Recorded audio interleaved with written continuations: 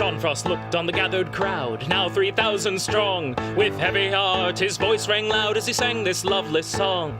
God is a guide from field, from wave, from plough, from anvil, and from loom. We come our country's rights to save and speak a tyrant faction's doom. We raise the watchword liberty. We will be free. For when the rising tide is turned in every London quarter, Parliament comes crashing down with Robert's Rules of Order.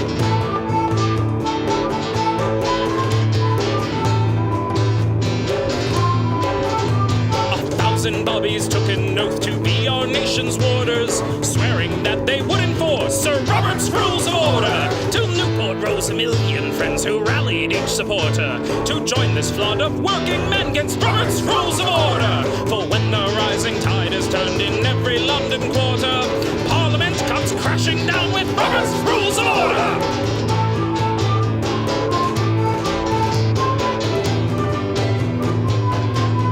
Went like this on the steps of Parliament. John Frost stood proud and tall. A hush fell on this great event as he told them one and all, depose the gentry and the crown, depose the House of Lords, or join the Queen in exile by Robert's Rules of Order. So Chartists, Luddites, Communists, recall each faithful martyr who died so you could have your new world. Robert's Rules of Order.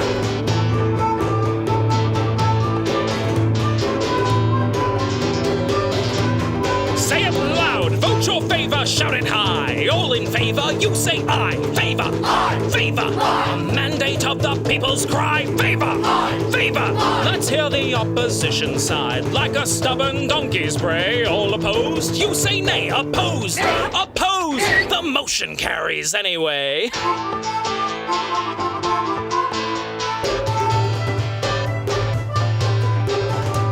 As currents change and bring to us our tear-corrupted warder, in chains subdued and ill-abused, he's left with no supporters. Mobility's will can then proceed by our own rules of order, and we'll all cheer for country's sake when Robert's drawn and quartered. For when the rising tide is turned in every London quarter, Parliament shall be reborn with Robert's Rules of Order!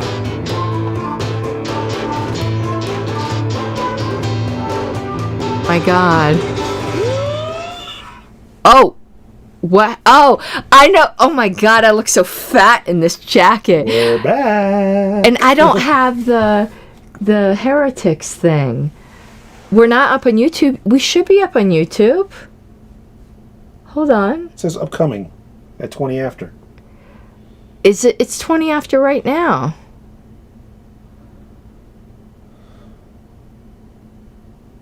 Huh. He's right, though. It says waiting for us. That is weird. We are experiencing technical difficulties. Tyler's on YouTube. It's working. I don't know what your problem is, JJ. Where is it working? I don't know, but all I know is that Tyler and Dave Davis says it's on YouTube. Okay, but where's our heretics are in the temple? We are totally... We haven't done this in a while. We are so unprepared. Here we go. We need that. We need that. Okay. Okay. Oh, it's popping up on the short live chat thing again on YouTube. That's on Pink Flame. Short? Why? Yeah. I don't know. YouTube has been having some weird stuff. I'll have to fix it later. I know that's me because I got the rainbow. Somebody's calling you. Who the is that? Must have been important. That's Starchild again. Every time it says no caller ID, it's Starchild. Today is just going to be one of those days, apparently. And I look. Yes, these are rainbow. Well, welcome everybody. It's been a while. We're going to be awkward because we haven't done this in a while. I'm still sick. That's why I'm in this jacket, because I'm freezing, and I know it makes me look like a fucking moose. Uh-oh. I cussed within 10 minutes of the starting. But look how giant I look in this. I don't see antlers on there. I just look, but I'm cold. And I got my fuzzy boots on. I'm just freezing. Fuzzy boots. I didn't want to put on a heater down here. And they're not even pink either. And make Wayne... I almost called you Wayne. and make Mike sweat. Like I'm just. Oh, trust me, I've been sweating like a maniac over the past few days. Yeah. For housework. So. I wonder. You guys, let me know if it stops because it's obviously not a short. I started doing YouTube Shorts. Hey, Richard, look on the Pink Flame side rather than Cult of RONR on YouTube, and you'll find us. There's a crisscross going on. Yeah, I'm probably going to have to do a lot of fixing of this after the fact. Listen, I am still breaking up the other ones we did into mini episodes to re-upload them. I'm up to September 12th. Okay, I'm still working on it. It's just taking a long time because I've got a lot of work to do. But there will be a bunch of short ones eventually. But we're not going to talk for an hour like we normally do before we get started because that's part of our problem as I'm breaking these up. What are you looking for? The sound effects. It sounds, so you got to go like that. Yeah, there we go. And which one are you looking for? Well, because they say this is obviously not a short. We need it. That's what she said. So, well, yeah, bitches. I hit that by accident. Yeah, so you have multiple screens. Yeah, I know. Okay. It's been a while. I know. It has been a while. JJ, I'm glad you're here. Because we have a question for you. Where's the... Okay, I got the national parliamentarian, and JJ, Mr. Overachiever. I know, the title says short lives. We can't figure out why things are screwing up. Yeah, it's somehow it got linked into the wrong stuff. Not again. What the heck? Okay, but look, I can take care of it on my watch now. There you go. Scam likely. I don't have to get up. I could do it right on my Apple Watch, which is nice. Okay, so JJ. Okay, Dick Tracy. Mr. Overachiever, I'm waiting to make sure he's acknowledging that we're asking him a question. I'm confused about your article here. So we're going to pull up this article. He's there. Hypergraphia. What the hell does that mean? Okay. Sounds like a spirograph on steroids. I have no idea. So JJ wrote an article called Canceling and Richard Brown is giving us criticism. Have you done anything yet? So JJ wrote an article called Canceling a Meeting. My question actually isn't on the subject of the article. My question is on an exception that you give that I've never noticed before, and I think it's unclear in Roberts, but perhaps I'm just being silly and I am not understanding it. So I'm trying to... we've got the footnote here, but I'm trying to find where you reference it. Right here. It says, special meetings are a power granted by the bylaws, not to the assembly, but to some officer or group outside of a properly called meeting. An exception is a special meeting called by the assembly for a disciplinary trial, but not without bylaws authorization. First of all, pox on you and your house for making me look at the chapter on disciplinary actions again, which I never want to look at again in my entire life. You're giving her PTSD over here. Okay, but we went it's so bad she wants to lock me in the basement. I mean, come on. No, well, that was for other reasons. Yes, it is. So we went to the footnote that you referenced, and the footnote says, the assembly of a society may call for a special meeting for purposes of conducting a trial and determining a punishment, even if the bylaws fail to provide for special meetings or the designation in the bylaws of those who can call special meetings does not include the assembly. Right. Again? Good Lord. Bye. So, who is the assembly in this footnote? Is it the board? Is it the convention? Yes. The delegates? The Who membership? is it that can call this special meeting for the purpose of conducting a trial and determining a punishment? Who is that? Who is the assembly? And is there some prerequisite to that? Or let me tell you where my mind immediately went. Does this mean, like, if... Who's the lynch mob? Yeah, yeah, and is there any conditions on this? So where my mind immediately went is, can all the members of the LP, the assembly would okay, hold on, let me move this. That overlay all the way With the power to remove. Okay. That clears it up. So in the case of, let's pretend the national bylaws didn't give the LNC power to call special meetings, which it does. Actually, I don't think our bylaws give us authority to establish rules to allow it. I think. I don't know. My mind's, we're allowed to call special meetings. I can't even remember where the authority is. See, Nathan is disagreeing, and I don't think Nathan's disagreement is unreasonable. I think it depends on how you interpret the group with the power to remove the person or officer, because you could technically claim that by that the power to elect somebody else is removing the current incumbent. Right, that the power to elect is the power to remove. Now, because it comes with it. The bylaws explicitly give the power to remove an officer, as I well know, to the LNC. Yes. But is the LNC the only in our case? I know Robert's applying to a lot more than just the LP, but all we care about is the LP. Right. So, could the assembly in that footnote refer to the convention? Yeah, we know that, JJ. Yeah, but I get that. But could that word assembly be broadened? Convention. Could it apply to the convention? Because doesn't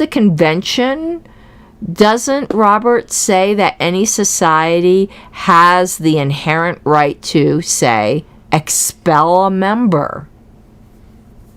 So could the convention call... Why, though? I appreciate the no, but I don't understand why. Is it because the delegation of that ability is given to the LNC? Our bylaws are silent on expulsion. Right. But Robert says that assemblies have the right to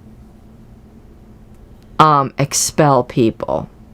So, JJ, are you claiming that the convention does not have the right to expel a member from membership?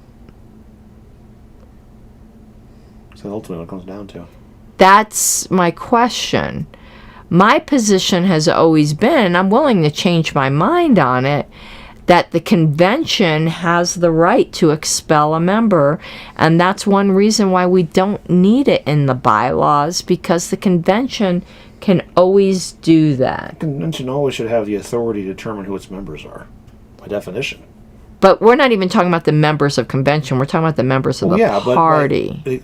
But the delegates represent the membership at the convention, really. So what's the answer to that? Do convention delegates have the right to expel somebody from membership? And we're not talking about offenses committed at convention. Like, yeah, see, Richard agrees with me.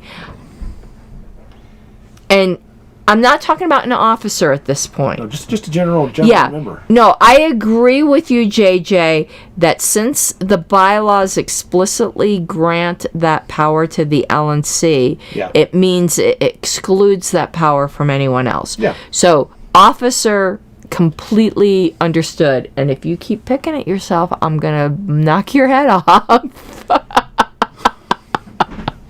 She's trying to keep me in her basement one piece at a time, yes. Your head's going to stay here. Lydia can take your body home. But what about a member? And does that mean then... Okay, so JJ says, so does that footnote then mean the convention can call a special meeting? For the purposes of a trial. For the purpose of a trial. Which is what the footnote says. And does that special meeting have to occur during the convention?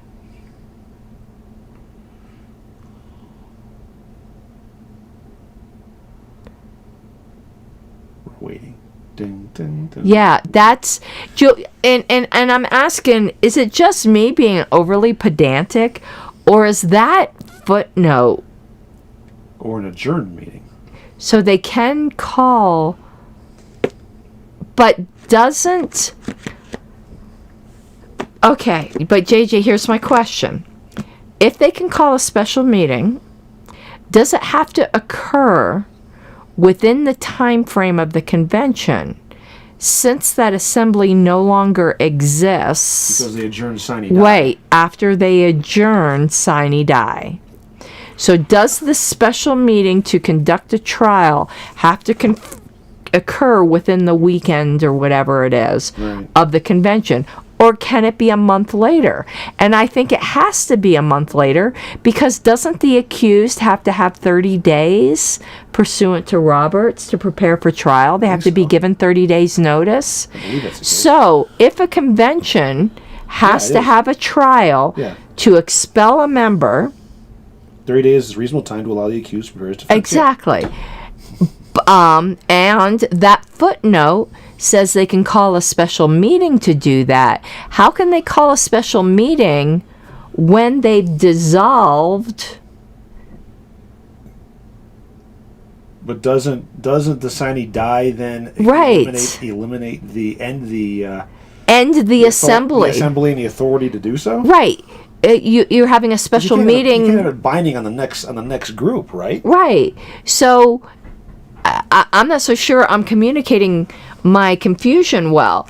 But so you have the convention. They decide they want to expel Mike Seebeck. So they call a special meeting. Hey, I've stepped up in the world. It's no longer executed. It's no longer me. It's no longer kill me at 2:00. They set a special meeting 30 days out to give him time. Who would, JJ? Okay, I'm agreeing with you, JJ, so let me be clear. We're in convention. We all decide Mike Seebeck's a terrible person, and we want to expel him. So during convention, someone moves to call a special meeting 30 days later to have a trial and determine what punishment we're going to inflict upon Mike Seebeck. But the assembly that this is a special meeting of dissolves at sine die. Right. So how can they possibly convene at a special meeting 30 days later? Because they don't exist anymore. Right.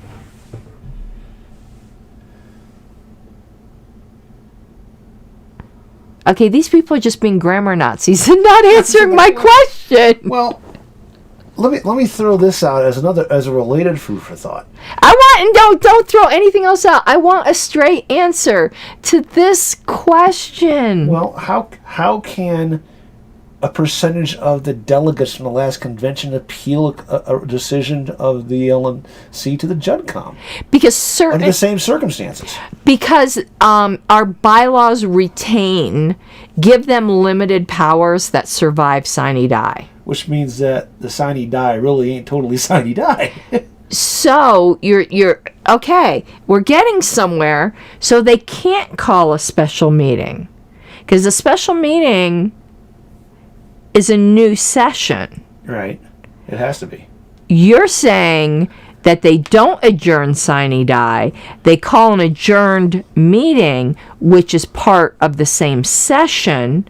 Can I just call? Not in the middle of the show. I can't just call. Okay, we're going to put a pin in this, and we will answer this in the future. Yeah. This is a convergence of a whole lot of intricate details that come from different directions. Yes, and this might actually be a question to go submit to the priests. I don't have a speakerphone. My phone is being used. Use mine. Do you want to call JJ? I can give him a call. I don't have his number right here. I might, but let me look. Or just call him on Facebook Messenger. It doesn't always work all the time. Oh, it always works with JJ, because I can't find his number half the time. See, and Richard says not after adjourning sine die. At least everyone, I think, is starting to understand This is really down on the weeds, folks, but there's a whole lot of pieces here. I think this footnote is very ill thought out, to be honest with you. I think the authorship team needs to clarify this. I actually think the whole section on disciplinary procedures is way confusing. JJ, message me your phone number and I'll call you. Okay? Right now. JJ, message Mike your phone number, and I'll call you on the we'll put you on speakerphone, and you can explain, and then Richard Brown can disagree, and I can disagree. Lockheed Martin? Is this you? No. It better not be. Not from Florida. Who the hell's calling me from Lockheed Martin? Am I on some list, Mike? Are they coming from me? I was going to say, I work for him, and that's not me. Are they coming for me? Maybe coming from me. I've never gotten a call from Lockheed Martin in my life. The rumors are going to abound because you know that JJ is a GOP operative, right? That's here to destroy the party. Yeah, I know that. I heard that. I heard that ridiculous rumor. Yes. And I'm good friends with him. And so is Richard Brown. So Richard Brown and I are obviously also GOP operatives, and we're in with the military-industrial complex. And that is why Lockheed Martin is calling me. If Lockheed is calling you to try to employ you, I referred you, and I get the bonus. I would never pass a security test. They said that about me, and here I am. Okay, avowed anarchist. I got JJ's number here. Okay. Oh, okay. So you're going to call him, and apparently we're going to get an answer to this question. But at least I'm asking a good question. It wasn't a stupid question. Hello. JJ, can you hear us? Yes. Let me turn this down. A good question. Yes, it is a good question. I want to show you. Oh no, I still got wax. That's wax. Sorry. Look at all the blood. She's showing her wax leg. What the hell? Yeah. I didn't pull the wax off, but look at the blood from scratching. Yes. She's. Okay. I just pulled some wax off. Yeah. Okay.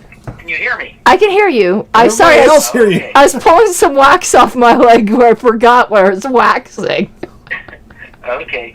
And I'm trying to see what page is the footnote on, just quickly. Oh shit. I'll find it. I'm in the section, so I'll get it. It's footnote number 9. It's like 6320 something. It's on page 625. Okay, yeah, I got it. Footnote 9. Yeah, basically, now this would be my interpretation of it. The convention could call a special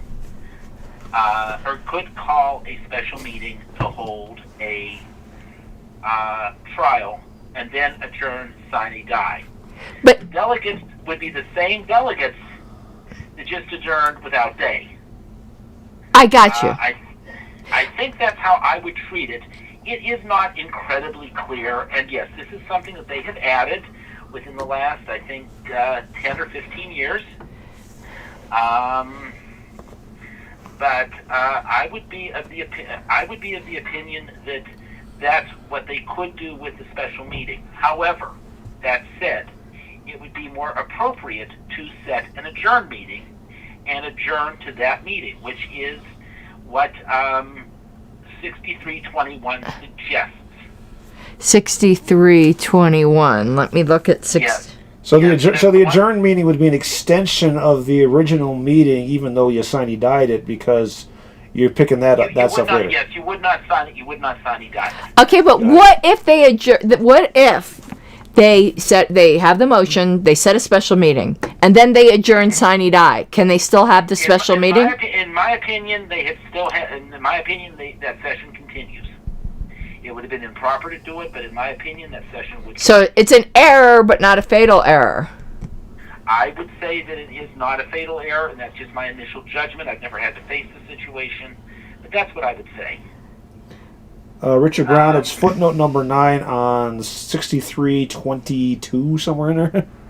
Page 625, you said? 6321. That's close. Page 625. Okay. Okay, now here's my other question. Is my mic working? Yeah. Okay. Forget about Yeah, they're both up. Okay. Forget about conventions. Forget about like the LNC as the board. Can the general membership of, say, the Libertarian Party of Colorado, can they call a special meeting for this purpose? If they were in a meeting, could they then schedule a special meeting? Would they have to be in a meeting?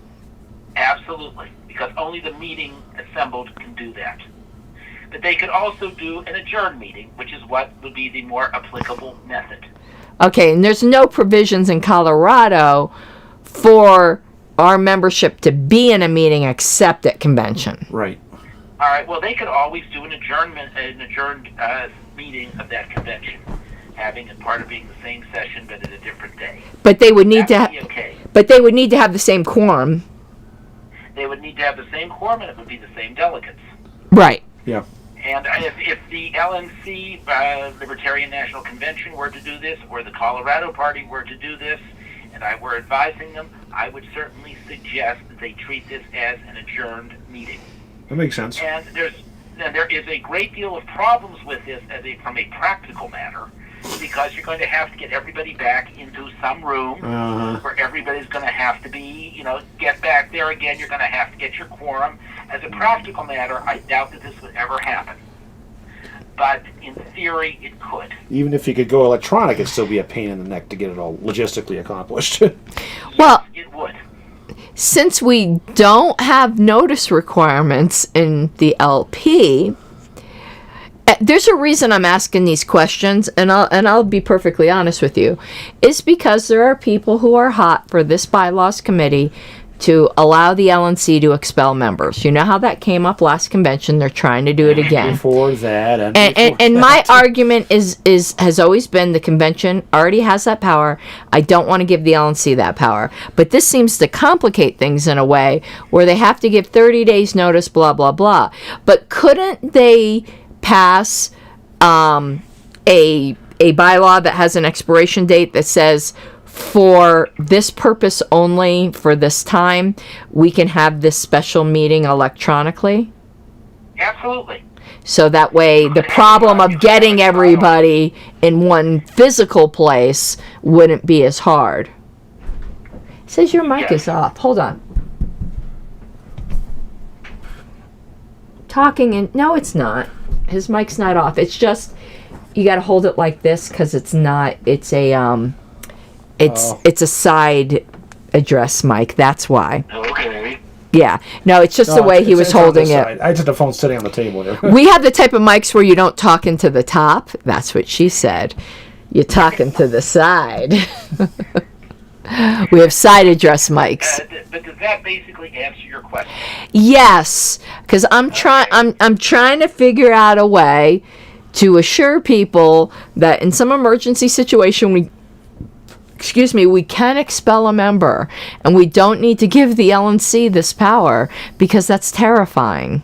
Yeah. Well, I would now in dealing with state bylaws, certainly I would suggest that their boards be not given this power. Yeah, you've seen what can happen. And I actually did make that suggestion in speaking before the LNC, stating that would be something that each state affiliate should look at within their own.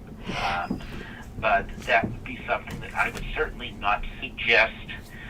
There may be a situation where a decision could be appealed, where you could set up something where a decision of the board could be appealed to the general membership, or something along that line. The membership has the ability to appeal to the judicial committee right now, so. Well, there might even be something where the membership would have the final word on it. That might be a possibility. Yeah. That's something you guys can talk about. We have, I think, 2 members of the committee here, and that's something that you guys can talk about. But that would depend on how you would set it up. But right now, yes, the convention could expel somebody. They could expel someone for it. They could expel someone after a trial. It would be incredibly difficult, but it could be done. Tyler, his mic's working. I turned the volume completely off of my mic. And for Richard Brown, I would say see it's footnote 9 on under 6321. It does make an exception. Okay, but Richard is claiming we can't have special meetings at all in the LNC. And I'll tell you where that comes from. Because he points out that there's no provision in our bylaws for special meetings, but we do have special meetings. I could tell you, and you parliamentarians can tell me, the LNC has a provision that the LNC is empowered to create special rules of order to do that. Well, I'd have to take a look at the bylaws, but generally, with this one exception for disciplinary actions, you can't have special meetings. So are you claiming we've been having special meetings of the LNC? I have to take a look at your bylaws and your rules. But you don't have it memorized by now, JJ? No, I am not your parliamentarian. I would have to. You need to have a level that is. I have to be more familiar than I am with it now, and I do not have the LNC bylaws memorized. I'm sorry. I'm giving you a hard time, man. Richard Brown says special meetings of the party, not the LNC. Okay. No. In general, you could not have special meetings of the party except for disciplinary action, and it would have to be the convention that would schedule the special meeting.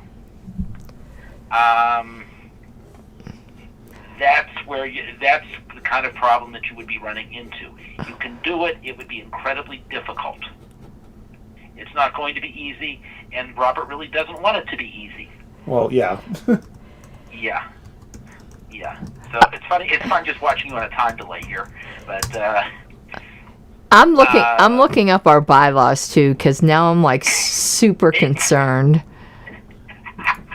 I think it was okay. I think somebody's looked at it at some time. Oh, I'm sure I have, but I'm just not feeling well. But I have a. I mean, yeah, but I have to look up Robert. I had to get a copy of the article. I had to do all that stuff to come up with it. Now I'm going to have to look at the bylaws too. Under meetings, it says the National Committee shall have the power to adopt special rules of order and standing rules to facilitate the conduct of business by teleconference or video conference. And but that's more like how you do the meetings. I know. For. I would tend to say that would authorize your electronic meetings. Yes. So I would say that would be okay. Yeah, because nowhere do we set like when we have. They're not actually special meetings as Robert defines them. Right. Our policy. Bylaws. Our policy manual describes them as special meetings. Well, the policy manual might be wrong. It might be using wrong terminology, but that still doesn't change what the bylaws say.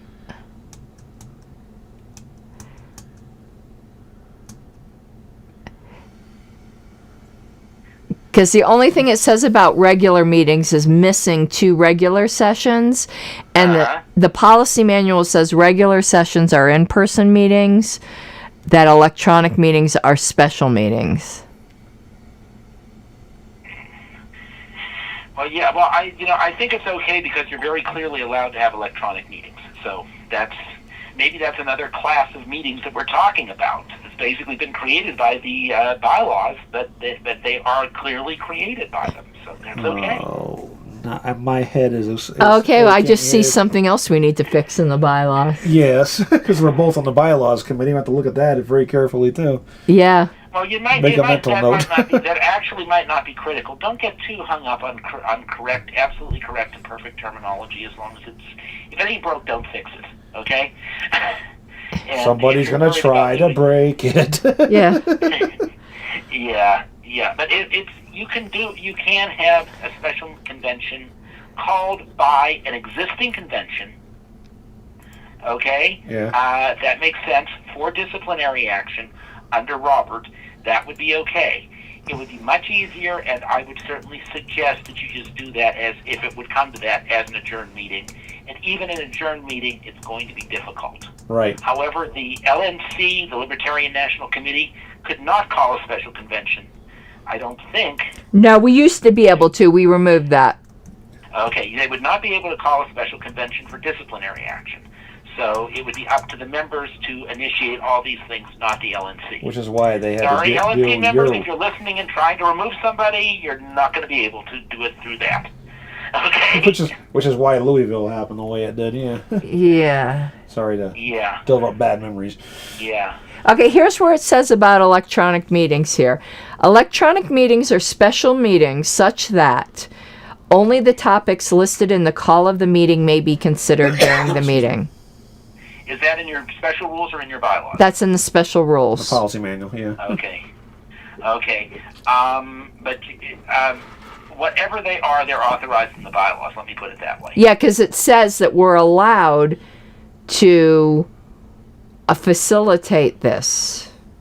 Yes. Okay. Yes, they were authorized by the bylaws, so that would not be a problem. Okay. Yeah. I do think our bylaws aren't terribly clear on this, though. Okay, well, it's not, believe me, it's not the worst thing that I've seen in bylaws. It's not the worst thing I've seen in Libertarian Party bylaws. So, I'm learning more and more about Libertarian bylaws each day, it seems. So, JJ, don't understate it, man. Yeah. But, yeah. As long as you're reporting back to your GOP paymasters, it's good. Okay. Yeah. We're covering that. And, also the Illuminati and Opus Dei. and the Bilderbergs and the Rothschilds too. Oh God. Yes. And not to mention Bohemian Grove. I always go out to the Albert. And the WEF too. Yes. Yeah, I agree with Richard Brown here. The bylaws simply are not clear about, and I do think we need to make that clear. Mm-hmm. Okay, well, thank you, JJ. You answered my question, but I'm glad it wasn't a dumb question. That my confusion. It wasn't a dumb question. It's a new feature of Robert, a relatively new one. I think it was added in either this time or in the 11th edition, and it's still something that we're all kind of dealing with. The footnote is in the 11th, too. Okay. So, it might not be in the 10th. We don't have the 10th down here. Yeah. Yeah, that's what, and the reason that if I can just go on for a few more seconds, the reason they put this in there was because you could be in a situation where you would have monthly meetings or something like that, and or let's say meetings that are weekly, and you could not get everything done by the next regular meeting. So you could go out there and schedule a special meeting out there that didn't interfere with your schedule. Or you only met quarterly and you needed to get rid of somebody. Well, if you needed to meet quarterly and you couldn't call special meetings, you have to wait till the next quarter. Right. That's more what I would see as a problem. Yeah, well, you still have to wait till the next quarter. If Yeah. you don't want to do that, you can put something in your bylaws. I kind of worry about doing that, to be honest with you. But you can do it. Okay, well... Okay. I appreciate it. You vindicated that it's just not being sick and stupid. Okay. Okay, well, yeah. All right. We'll talk to you later. All right, have an awesome day. Bye-bye. Thanks, JJ. You too. Bye-bye. Okay, I want to test our mics because Tyler's got me freaking out. So I'm going to turn the volume all the way off on one of these, and we're going to figure this out. I'm pretty sure this left-hand side one is mine.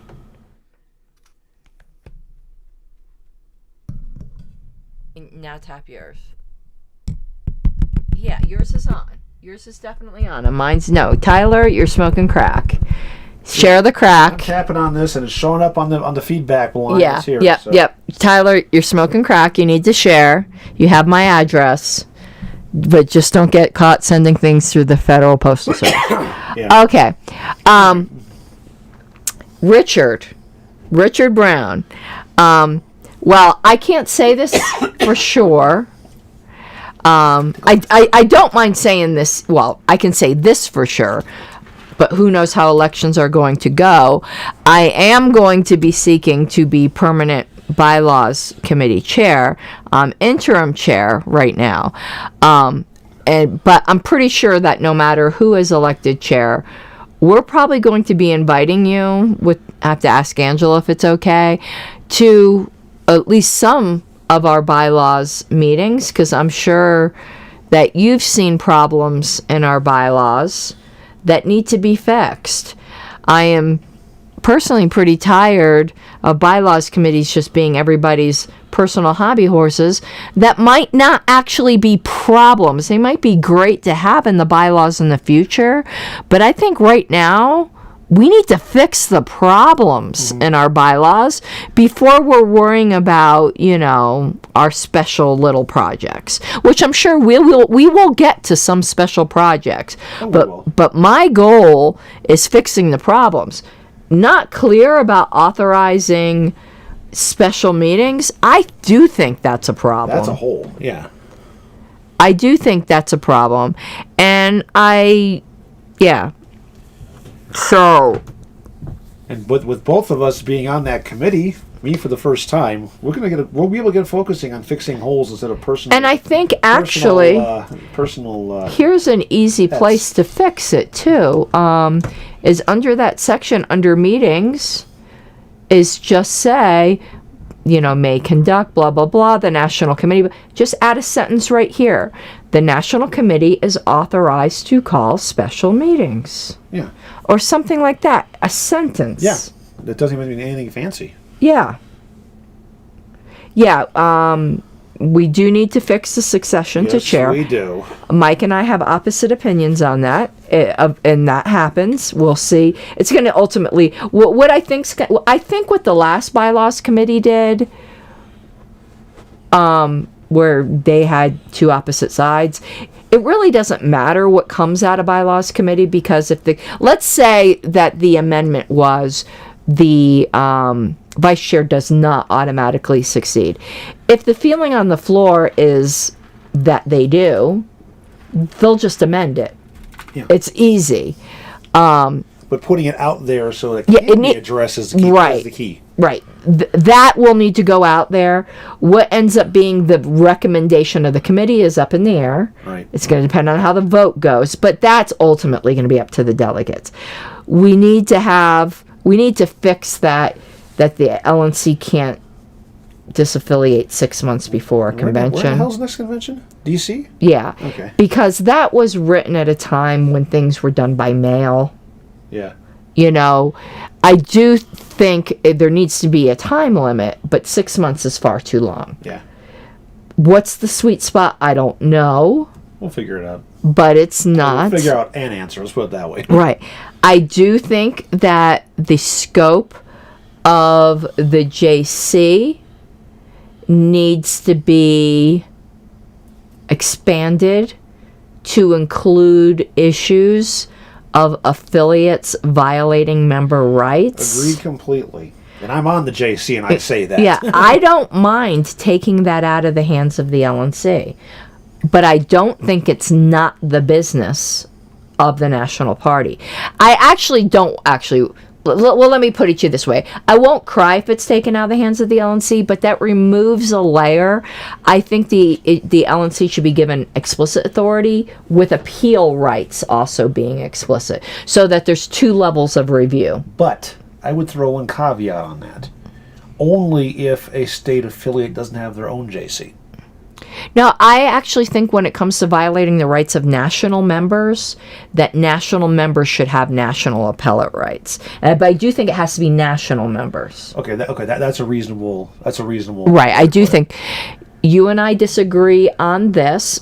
Maybe one of us will convince the other. Maybe other committee members will convince us. I felt this way for a long time. I do think delegates to national conventions need to be National Party members. We don't disagree, I don't think, pyrotechnically on that, and I'm not going to cry either way. But to me, that's a minor change. That's not a fix. I guarantee you put that one out there, it's going to spark a huge debate. It's been out there multiple times before. But the problem, the debate's never been over the payment part.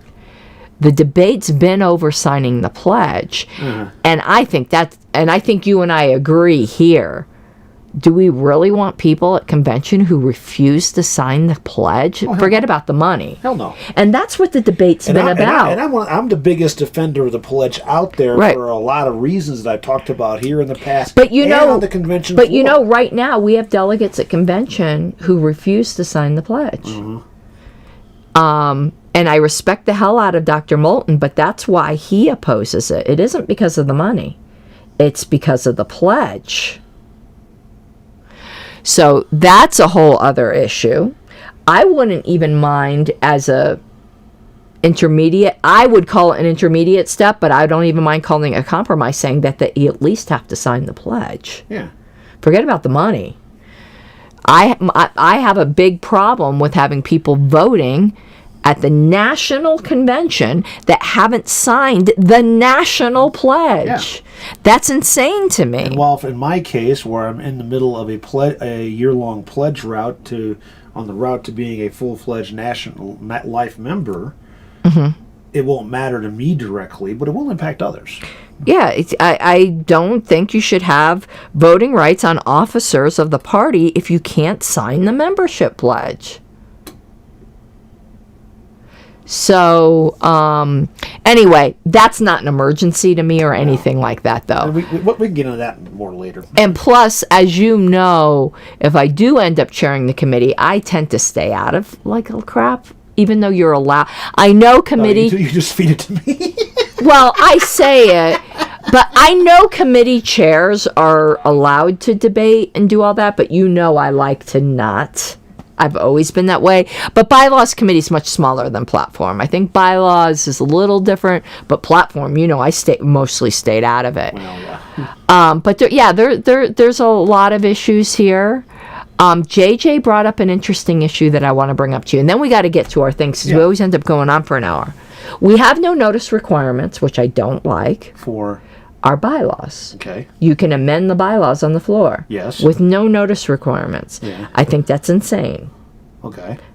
You're talking pure from the floor amendments that don't come out. Right. To me, it should be kind of like Colorado, where you have to give notice 30 days ahead of time. It gets published on the website.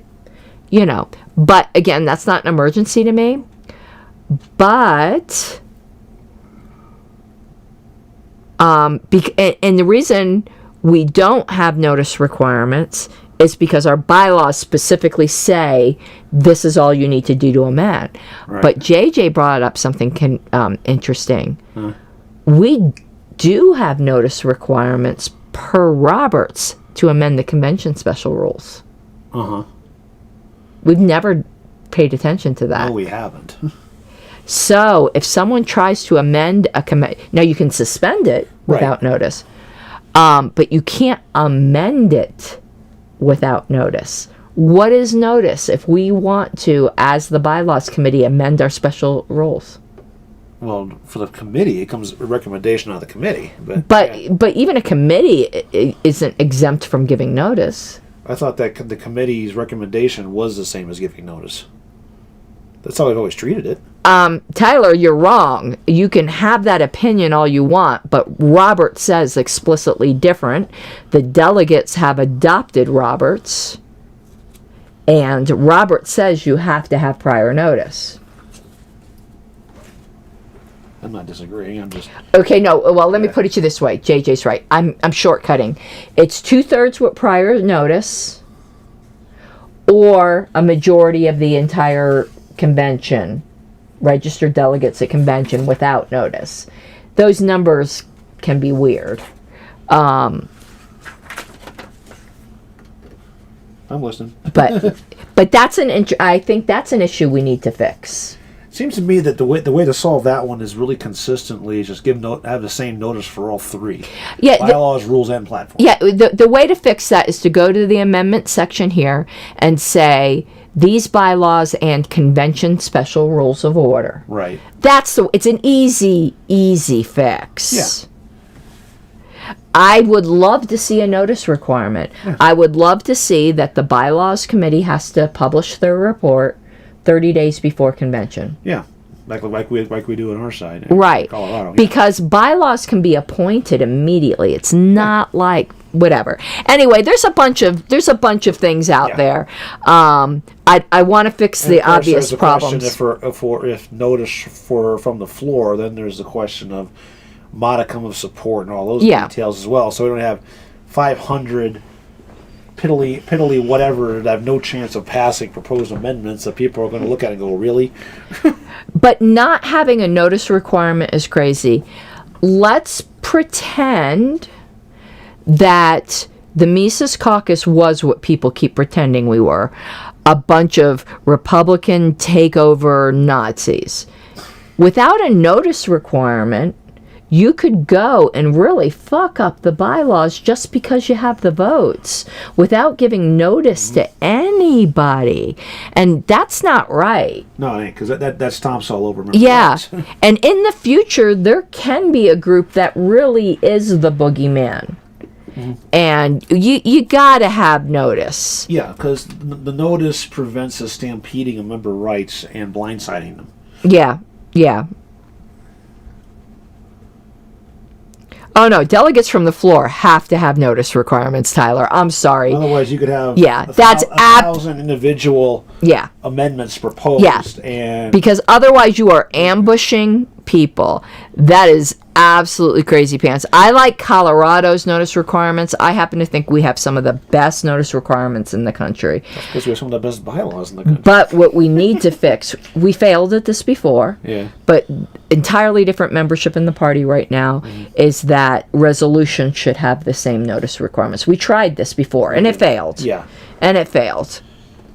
Well, at the time, the reason it failed was because, what happens if something pops up in the 30 days between the notice and the convention and needs to be addressed like real urgent? The board can do it. Yeah, that's true. But that was the argument against it, which is what killed it. So. And it's never happened. I hate all these what-ifs. I know. It's never happened.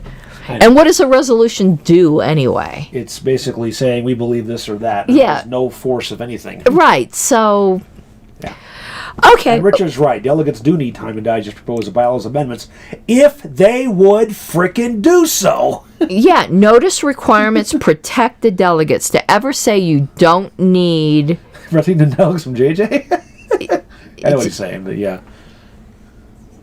Well, Tyler, absolutely disagree. You and I will disagree till the cows come home.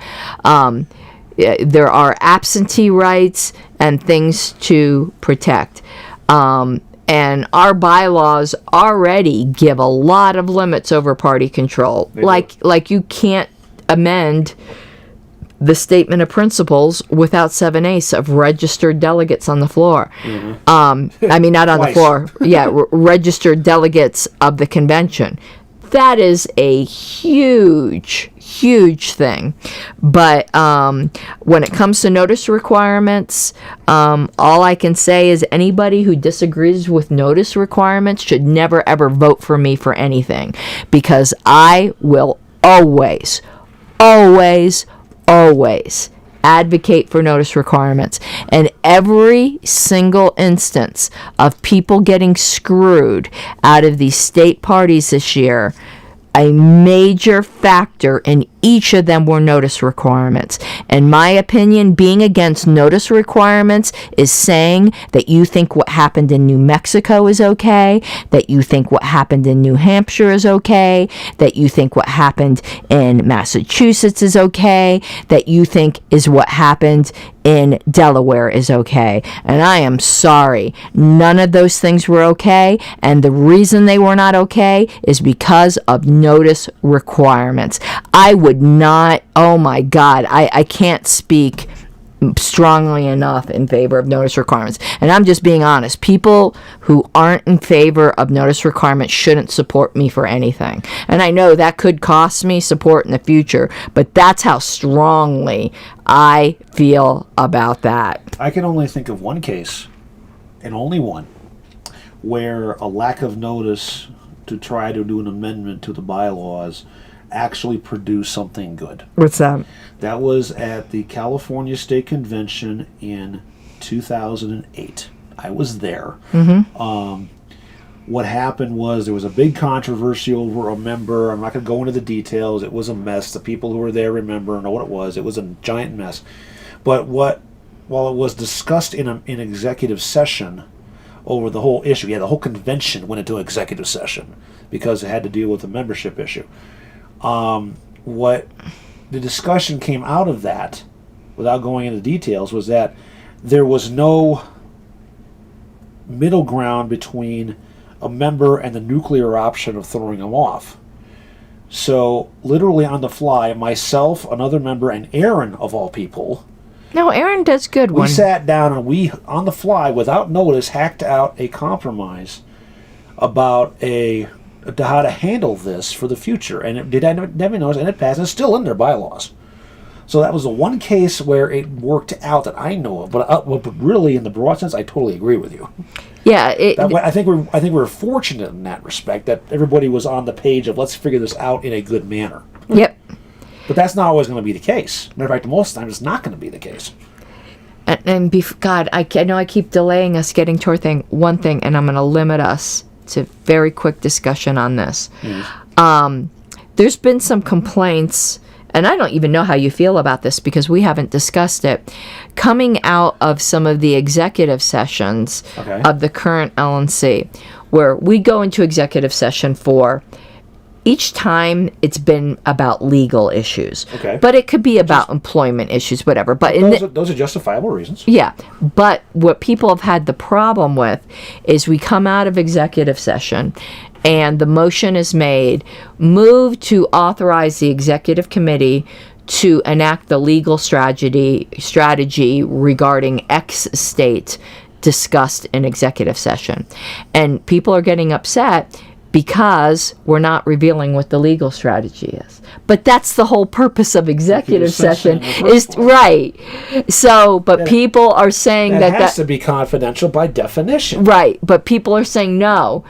You can discuss it in executive session, but when you come out of executive session, you've got to reveal your entire political or legal strategy. No.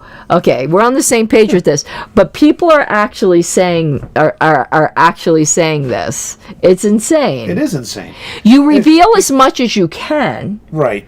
So but there's a point where you can't. Right.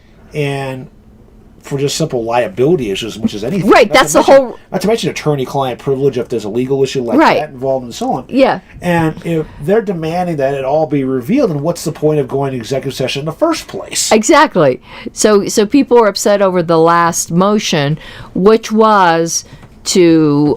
we've had two similar motions. One was to enact the legal strategy discussed during executive session regarding the former New Mexico affiliate. So we did say the state, at least. It wasn't just strategy. Yeah. Anybody with half a brain, they might not know the exact strategy, but they know what the legal issues are. Yeah. Everyone knows that we're having a trademark dispute with New Mexico. This is public knowledge. Yeah. I'm not saying whether we discuss that or not, but people could guess, because I'm not allowed to discuss, say what we discussed. It's not an unreasonable assumption. It's not an unreasonable assumption. I'm not allowed to say whether we did or we didn't discuss that. Right. But everyone knows that's a pending issue. That's public. Even if this is an interesting thing that people don't know. Even if information is public, you're not allowed to say whether you discuss that public information in executive session. It's a really interesting thing. No, that actually makes perfect sense. Yeah. And I'll give you the parallel. I work in the classified world. There is stuff that is discussed in a classified environment that is not classified material, but we really can't talk about it separately outside of that because of how it associates back to other stuff. Right. That's perfectly understandable. I mean, it's just as possible, and I will not say that we discuss something entirely different. Yeah. And the other motion that came out was of a different executive session to enact the illegal strategy discussed in executive session regarding the Massachusetts affiliate. Yeah. And people want to be upset about that, they can be upset about that. I'm a very pro-transparency person. You're a very pro-transparency person. But you don't reveal your legal strategy, that legal and political strategy that can be used against you. You do not reveal. Yeah. And then not only that, well, there is a concern about abuse of executive session. There's no doubt about that. There is a history of that happening. We know it. It hasn't happened much lately, thank goodness. And there's always a need for some vigilance on it. I get that, but you also got to know what's not abusing executive session and what is, and that's the key point. It's abandoning the fiduciary duty to the party to reveal things that can be used to harm the party. Right. Like that's a suicide pact. That's insane, to be honest with you. But anyway, as litigation goes forward, I think it'll become patently obvious what the legal strategy is, if indeed it goes forward. Yeah. If it unfolds, it'll be clear what was going on after the fact. But that doesn't take away from maintaining the proper levels of confidentiality for the legal issues and so on the front end. And what used to happen a lot last term, which is similar but it's not legal, is we would come out of executive session and say, move to hire person X under the terms and conditions of the contract agreed upon in executive session. Yeah. Because contracts, I don't personally agree that employment contracts should be confidential, but they are in our party. And that's another thing that often comes out of executive session. Yeah. So, anyway, that's how it works out. So. Okay. So, where are we at? Who's asking who? Well, before we go any further, I actually have something to give you. Uh-oh. What is it? This is... Uh-oh. A PDF, fully searchable. It's a PDF. PDF. Doesn't look like a PDF. Well, it's just because of the nature of the DVD. It looks like a... Oh, it's a DVD? It's a DVD. On here is a PDF, fully searchable of Robert's 12. Ah, yes! Perfect. Which you got that from the... Yeah. Okay, perfect. What the people who did that, what they failed to realize is that when you research it, if you hit right-click on it, you hit Save As, it saves the whole thing as a PDF. Perfect. Thank you. Thank you.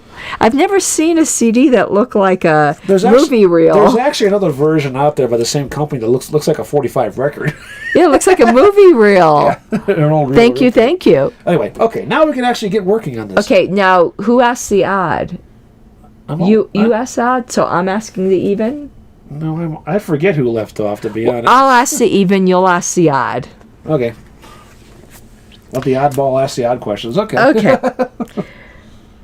Alrighty. So where were we? October or something? October 16th, okay. Apparently. The regular presiding officer leaves the chair, and a chairman is appointed. Okay. I know, this... A, in a committee of the whole. B, in a quasi-committee of the whole. C, during informal consideration. D, during executive session. It ain't C or D. Okay, so the chair, read it again. The regular presiding officer leaves the chair. Okay. And a chairman is appointed. Okay. Committee of the whole, A. It is committee of the whole. Yeah.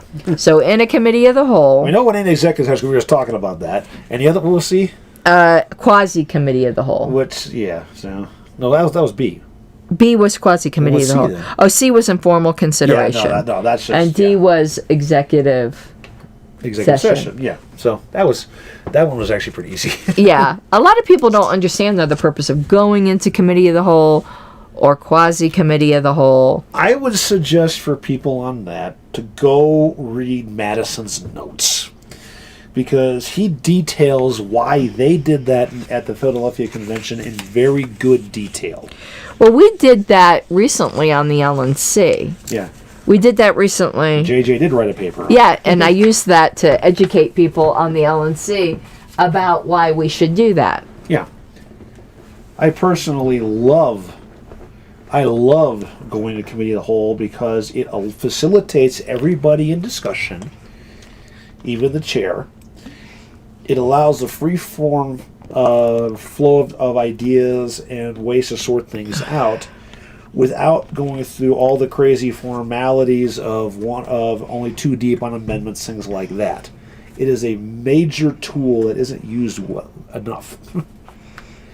In my case, when I was chairing a California LPXCom meeting, and we had to figure out how the hell we were going to get our convention organized, this is back in 2010, I took us into committee of the whole, so that everybody had their share, everybody had their say. We round robin in the room, and there was a little bit of horse trading back and forth, but at the end of it, everybody was on the same page. We got the convention figured out, and the contract agreed to and signed, and everything came out beautiful. And oh, by the way, we did it in the Elvis suite at the hotel we were staying at in Reno. And one of to me, the major benefits is you can't call the question, because people forget in committees, you can't call the question. Yeah. And that allows everyone to be heard. Yeah, and that's the big challenge. But if done correctly, it works out really well. Oh, we need to put back our picture, because for all we know, we're sitting here looking ugly. Well, we did that anyway. We did that anyway. I know I'm looking. Remember, I'm the one with the face for Morse code here. I know I'm looking really ugly today. I am whatever. Okay, so now we're on the 17th. Okay, 17th. And you're up one. All right, yes, I'm up one. That's what she said. Oh. I need new sound effects.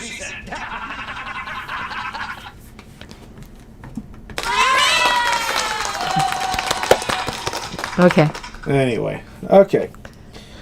17th of October. A motion. Oh, you're going to like this. Am I? Oh, you are. This is one of your favorites.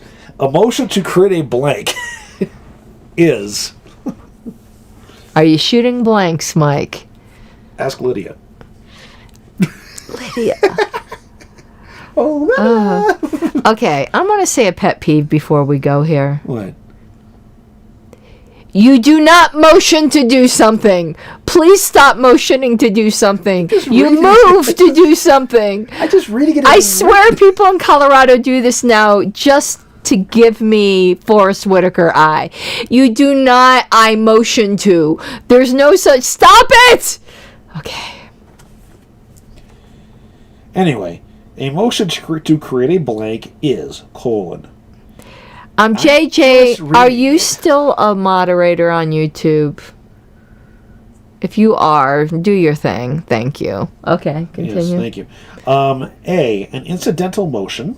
What? No, start again. Okay, a motion to create a blank is... God, I don't know this.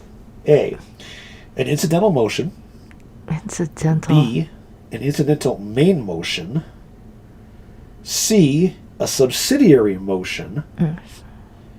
Or D, a privileged motion. It's not a privileged, is it?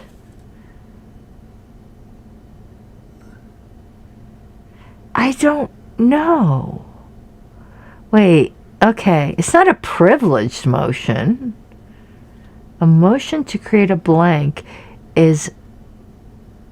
it's an incident. Wait, is it a subsidiary? Incidental is... Okay, it's definitely not. And he wants you to repeat it. Okay, JJ, I'll repeat it. A motion to create a blank, yes, is A, an incidental motion. B, an incidental main motion. C, a subsidiary motion. It's not an incidental main motion. D, a privileged motion. Okay, it's not an incidental main motion, because you already have to have a motion that's going on. Mm-hmm. Oh, we got a super chat. So, and I'm trying to... I got to figure out how to make JJ a moderator. That is something I need to do. But before we can do that, just give me 1 second. What is it appearing at? It says short chat live. Yeah, the other one isn't. It still says upcoming. That is so weird. I don't know why my streaming software did that. But I am hiding user on this channel. I just took care of it. Oh, I took care of it too. JJ, remind me, I'll make you a moderator on this channel. Any of the regular viewers, I don't mind making you moderators. We always need them. So it's not an incidental main motion because there's already a main motion pending that you're wanting to create a blank in. So is it a subsidiary or is it an incidental? Incidental. You've already eliminated privilege, so yeah. Okay, what's the difference? I am so bad at this. What is the difference between a subsidiary? I'm going to say the incidental one that's not a main motion. So you're saying an incidental motion? Yes. Okay, that is correct. It is an incidental motion. I thought through that. Oh God, I hate these. No, you walked through it. You did good. Oh, would you have gotten that? Because you and I both suck at this. Here's what I know. It was definitely not a privileged motion. Okay. Okay, that was the obvious no way in hell. As a subsidiary, I don't think so. I probably would have gotten hung up between incidental and incidental main motion. But Yeah. But when I look at it, better incidental makes sense because It's incidental to something that's already going on. Right. And I know subsidiary in some way, I could see how people could say that is too, but subsidiary actually is God, I can't explain well the difference. I can intuit the difference between an incidental and subsidiary, but I'm not able to explain it. I think a subsidiary almost introduces an entirely different kind of business that's related to the main business. God, I'm not explaining this well. JJ, please do an article that I can understand. Let me see if anywhere it explains it well. 162, section 12. Oh God, Under amend. Under amend? Yeah. Yeah, but no, that's TP number 21. It says here too. TP number 21. My numbers are pages. all different than yours. Okay, let me see if I can find that. I want to look up incidental. And pages 21 is... I suck at this so bad, and I know I'll never get my PRP unless I can master this. I'm getting better. Incidental motions, characteristic as a class. I would like to see something, though, that compares the difference between incidental and subsidiary. That's what I am looking for. Okay, here it goes. Here it goes. I think there's something early in the book. Yeah, right here. See, JJ says a subsidiary motion relates to a pending motion, but doesn't incidental as well? Or it is incidental... Okay, let incidental motions relate in different ways to the pending business. Yeah. Or to business otherwise at hand. Some of them with varying degrees of resemblance to subsidiary motions. Right. Okay, so this is what JJ said. Incidental applied to the situation. However, in this example, it applied to an actual motion to create a blank in an existing motion. Okay, but subsidiary motions, none of them possess all the characteristics listed in 6.6. As a class, incidental motions deal with questions of procedure arising out of another pending motion or sometimes another motion or item of business. Okay. I think I'm understanding it a little bit better. Let me discuss in terms of, yeah. Okay, well, I'm understanding it a little bit better. Okay. Now it's... Oh, Sunday, you bastard. Oh, not What are you you bastard. complaining about? I get another one. You Never get another mind. one. Never mind. You're not a bastard. Okay. No, you are. I'm the bastard. I'm the bastard. Okay. Oh, God, I'm so glad. That stressed me out. No, actually, you thought it out pretty good. That stressed me out. Yeah, you thought it out well. Okay. Oh, bylaws. Oh, okay. Hopefully I don't fuck this up. No, I think you'll figure this one out because we've been down this path. Okay. Hopefully I don't fuck this up. If a motion to adopt a revision of the bylaws is defeated, A, the vote may be reconsidered. Oh, I don't know that. B, the original bylaws may then be amended at the same meeting. But that has to do with notice and everything. C, the committee on revision must draft another document. No. Or D, the vote may not be reconsidered. Okay, it's gonna be the may or the may not, I think. Because the whole thing about I don't know, could be the other one. There's missing information here. Start over. If a motion Okay, the revision fails. to adopt a revision of the bylaws is defeated, Yes. A, the vote may be reconsidered.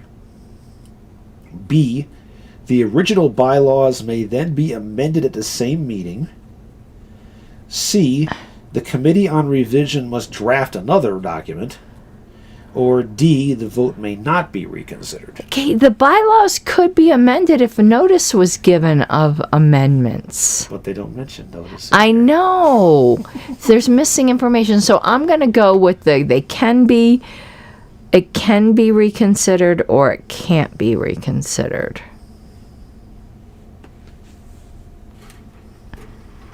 I have problems with that too.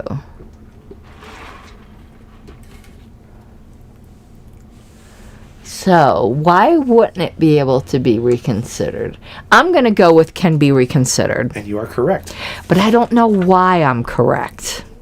We'll go look it up. Now, first of all, I'll tell you this. Okay, the committee on revision must draft the document. We know that's garbage. Because once they've submitted their revision, they're done. But the amended the same meeting, if there is knowledge. No, Tyler, you're wrong. It can be reconsidered if somebody on the prevailing side asks to be. That's the whole point of reconsidering. If it's something different, it's not a reconsideration. A reconsideration presumes it's the same thing. Okay, here we go. But I don't understand why it can be reconsidered. I just tend to think the things that can't be reconsidered are less. Okay, So here's what it says. This is the beginning of section 57. A motion to amend the bylaws in a particular case is a particular case of the motion to amend something previously of adopted. course, yes. It is therefore a main motion and is subject to the same rules as other main motions with the following exceptions. Okay. Number 3, an affirmative vote on the motion and the bylaws cannot be reconsidered. An affirmative vote what? Affirmative vote on the motion to amend cannot be reconsidered. But So- there's another citation here. There's a little more. Hold on. On the next page, it also says, for general revisions. Okay, this is where we've been down this road. The revision can be perfected by first and second degree amendments.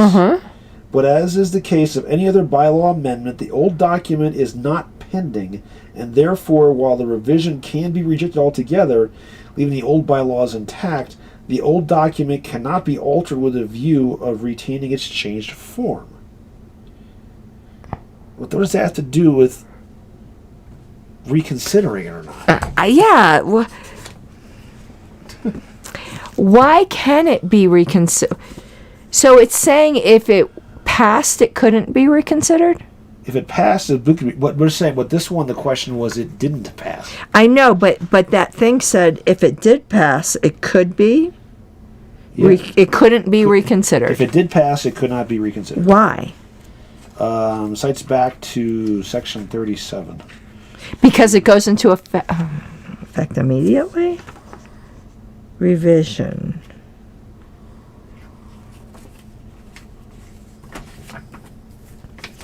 I don't...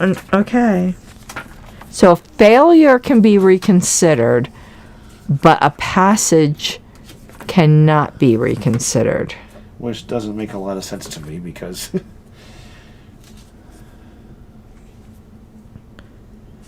I guess we will learn why. Can somebody tell me why? I'm looking up on section 37 on reconsider.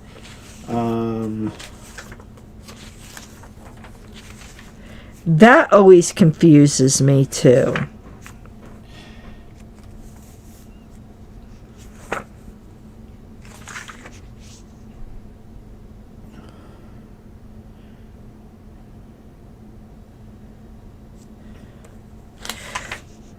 I don't think we're going to get an answer on that. I'm not seeing anything on that one either. It's incorporated into the bylaws. JJ, we don't understand what you mean. Yeah, I don't understand how that answers my question.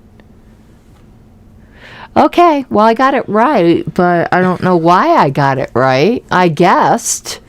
Sometimes a guess is all you need. And am I right or wrong that most things can be reconsidered?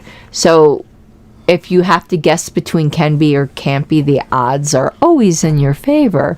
If you guess that it can be. And yes, it does take effect immediately, Tyler. That is correct. Yes. But I'm not sure if that factors in or not. Because if it's defeated, nothing's taking effect. No, but he's saying that's why you can't reconsider it if it's adopted. But then, okay. Maybe this is the logic on that. Is that if it's adopted, it takes effect immediately, and then you'd have to amend something previously adopted again to take it back out. Maybe. Take it back out again. Maybe. Because the instant taking effect puts it into the previous document, then you're amending something previously adopted already again a second time. Yeah, maybe. And it's now subject. Yep. Exactly. Okay. Thank you, JJ. I got that. Okay. I sorted that so out. I said that too. So give me some credit. But you weren't at the New Mexico convention. No, I wasn't. Richard was there. My bylaws were there. The what? My bylaws were there. Our bylaws were there. I know. They did. They did a real good.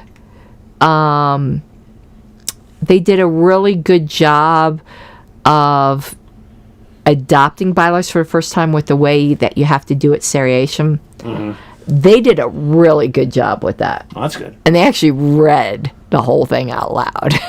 Damn. All 15 pages? Wow. Yeah. They took it piece by piece? They took it piece by piece, wow. Rather than just displaying it on the screen. That would be a grind, but it is doing it the right way. They displayed it and read it, but the chair and the secretary took turns. But what was great about reading it out loud... They didn't speed read it out loud, did they? No. What was great about reading it out loud is grammar issues became immediately apparent. And they fixed those. When you read it, sometimes you don't, hearing it makes a difference. One of the things we should probably do for LPCO is do a side-by-side comparison of what New Mexico did versus Colorado and see if we can catch those and fix them. Oh, no, the grammar errors they had didn't come from us. Oh, okay. It was some of their peculiarities. Okay. And because when they originally wrote them, they were going to call it a Constitution and bylaws, and I talked them out of that, saying there's no purpose in that. Good. But when they went through to fix all the places that referred to Constitution, they missed a few.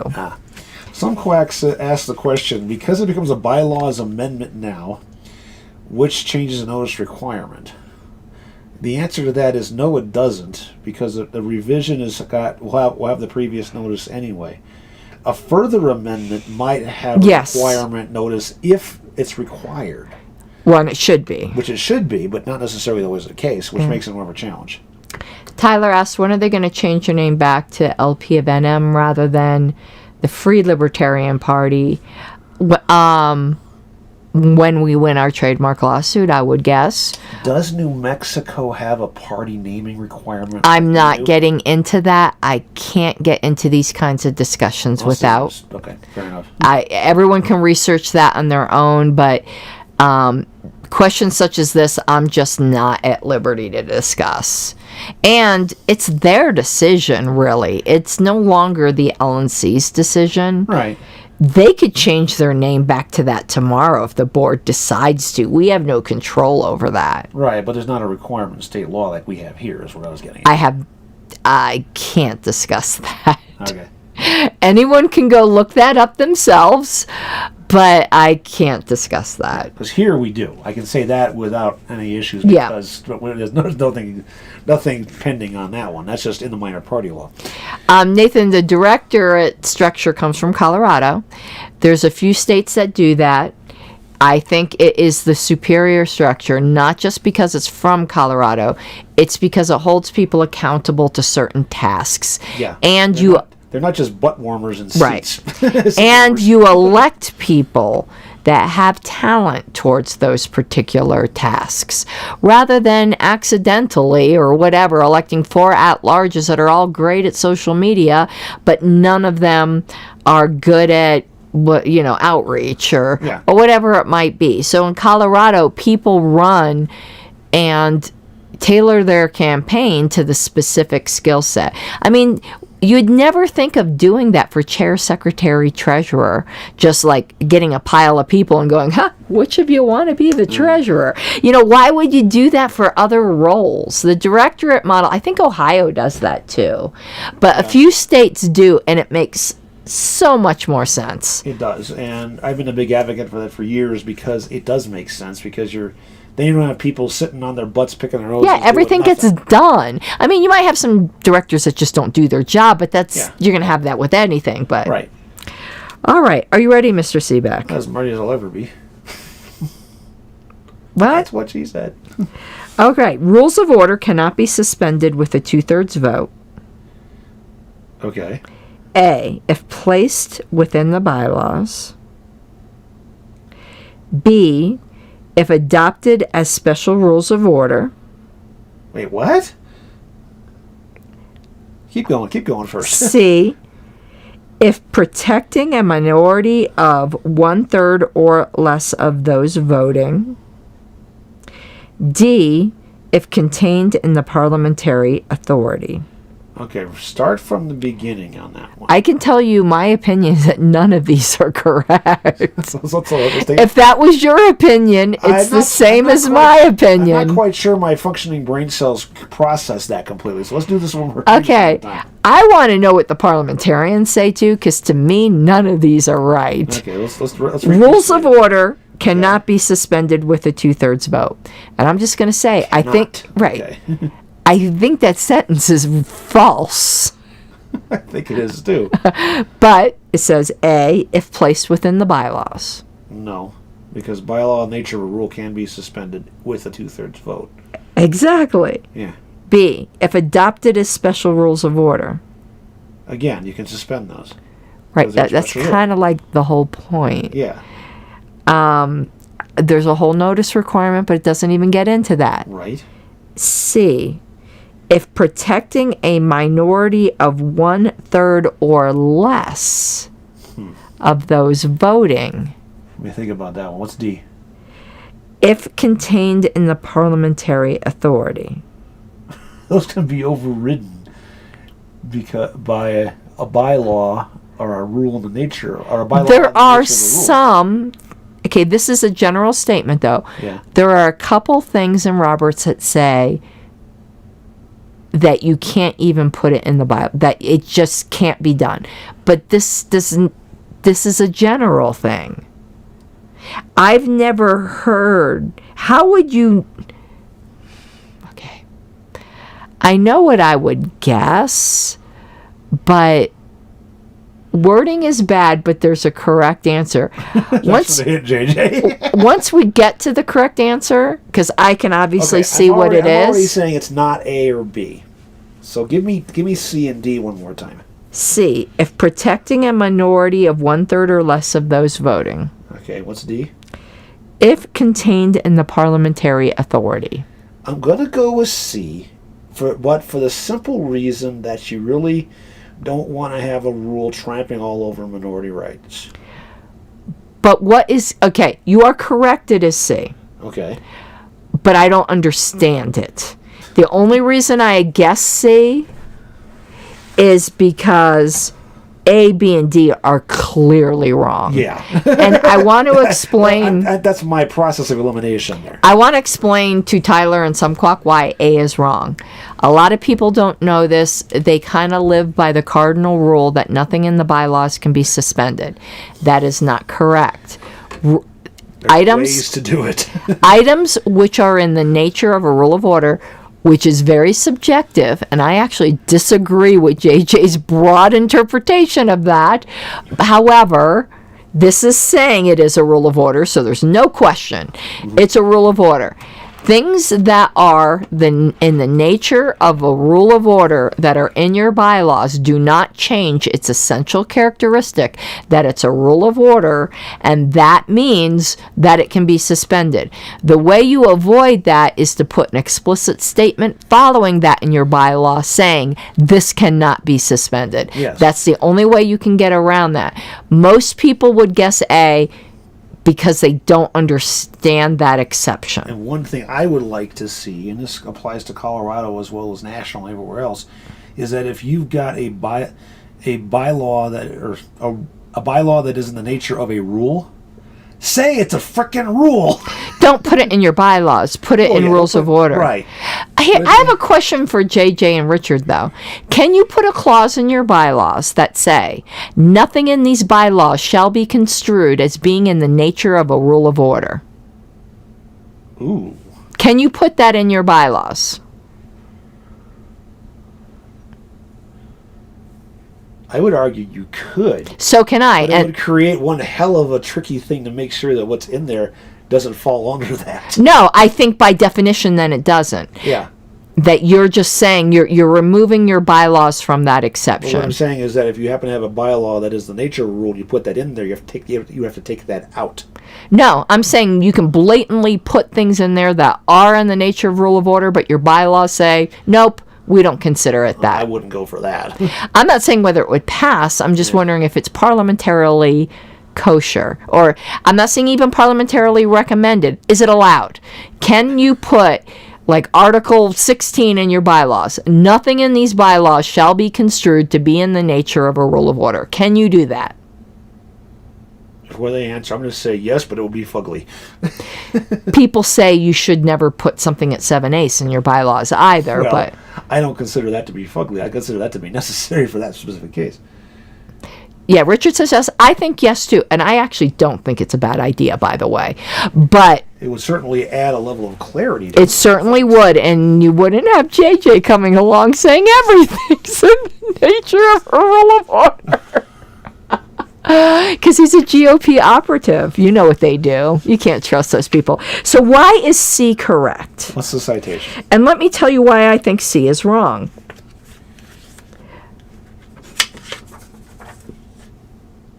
.261. The reason why I think C is wrong is I don't think Roberts, in its nature, recognizes a minority of less than a third as being a significant minority, unless your bylaws specifically say it, such as our 7 ace rule.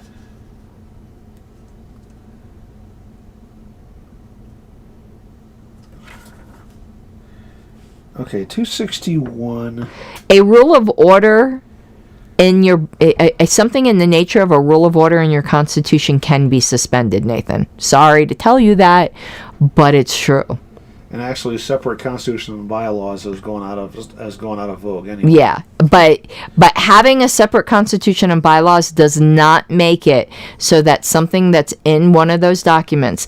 Now, it's very poor practice to put something that's in the nature of a rule of order in your constitution, but if by some sloppiness something snuck into your constitution that's in the nature of a rule of order, it can be suspended. Putting it in a document called the Constitution does not magically make it not suspendable. Okay. The reference here is under Suspend the Rules, Section 25. Standard descriptive characteristics. I haven't said that in a long time. Wow. Number 7. Usually requires a 2/3 vote. See below, however. In any case, no rule protecting a minority of a particular size can be suspended in the face of a negative vote as large as the minority protected by the rule. Okay, what I think it's trying to say is that the rule of order has to say that, though.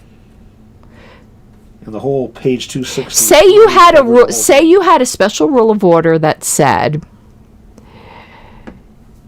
I'm trying to make something up that's plausible rather than ridiculous, but I don't think I can. Say you had a special rule of order that said that you were going to kill me at 2:00. Well, not quite so violent. That we can't prohibit Mike Seebeck from wearing tie-dye to any meeting absent a 7/8 vote. We couldn't suspend. That would be a rule of order. That would be something in the nature of a rule of order. And we couldn't suspend it unless we had greater than a 7/8 vote. But I've never seen something in the nature of a rule of order that had such a condition in it. But do I have it right, JJ? I think the reason I found this question confusing is I've just never encountered in the wild a rule of order that talked about its intent to protect a minority of less. But I think that's why.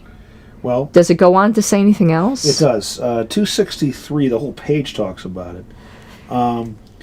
Rules that cannot be suspended. Rules contained in the bylaws or constitution, in parentheses, cannot be suspended no matter how large the vote in favor of doing so or how inconvenient the rule in question may be, unless the particular rule specifically provides for its own suspension, or unless the rule properly is in nature a rule of order as described on so and so and so. Right.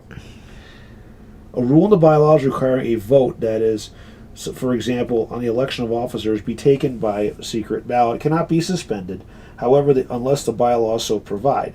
No applicable procedural rule prescribed by laws can be suspended, right? Rules which embody fundamental principles of parliamentary law, such as a rule that allows for only one question considered at a time, can't be suspended, even by unanimous vote, etc., and so on. So the bottom line of it is that because the answer is C, if protecting a minority of 1/3 or less, it has to say that in the special rule of order, though. Okay, yeah. And we just never see that. Right. Okay. Okay, I marked it, so... Yeah. Okay, that's... Okay. I would have ended up guessing C, only because the others were clearly wrong, but we just... wrong, but again, the key point of suspending is two-thirds threshold is to protect the minority. But the reason it's 2/3 is because Roberts considers 1/3 a significant minority. And they're right. But it is terrible wording of the question. Yeah. I've never seen this in the wild, though, ever. To be fair, Elias questions have weird wording. That's why we have the shitty bit there. Weird wording. Okay, are you ready for this one? Yes. Okay. In legislative bodies, when a quorum is not present, the motion to... Wait, stop. JJ says a bylaw provision prohibiting tie-dye clothing is... This is why I hate things in the nature of a rule of order, because it's so subjective. I think that is definitely in the nature of a rule of order. JJ, what do you think? It's definitely. I would agree, not because I wore the tie-dye, but because it's not because it imposes a restriction on member rights. Okay, I think it might depend upon the nature of the society. If the society was the anti-tie-dye society, or the tie-dye for the party for the abolition of tie-dye, then I would think it would not be in the nature of the rule of order, because you're talking about the very purpose of the organization, and then it would be a bylaw. But at which point I would walk in and moon them. But in the Libertarian Party, but limiting distraction is a rule of order. Saying you have to turn your cell phones off, that's a rule of order. That's suspendable. Saying you can't do a striptease dance naked on the stage is a rule of order. Because, say there happened to be you're in a tornado-prone area and you knew there might be tornadoes and people wanted their cell phones on so they could get emergency alerts. That's suspendable. So unless the issue of tie-dye spoke to the very nature of the organization, I think it's in the rule of order. JJ, we're waiting on your opinion. We're waiting for you to opine. What does the GOP think about this? This is what we want to know. How much are they paying you? Is it worth it? Should I go work for them? Besides, I would challenge any organization to try to enforce that. Because I can guarantee you I have about 6 or 7 different ways to get around that rule, and they couldn't do a damn thing about it. Like, no dildo signaling devices, I think, would be a rule in the nature of the rule of order. For the shout out to the Audacious Caucus. But wouldn't that ban certain members from even showing up because they act like a bunch of dildos?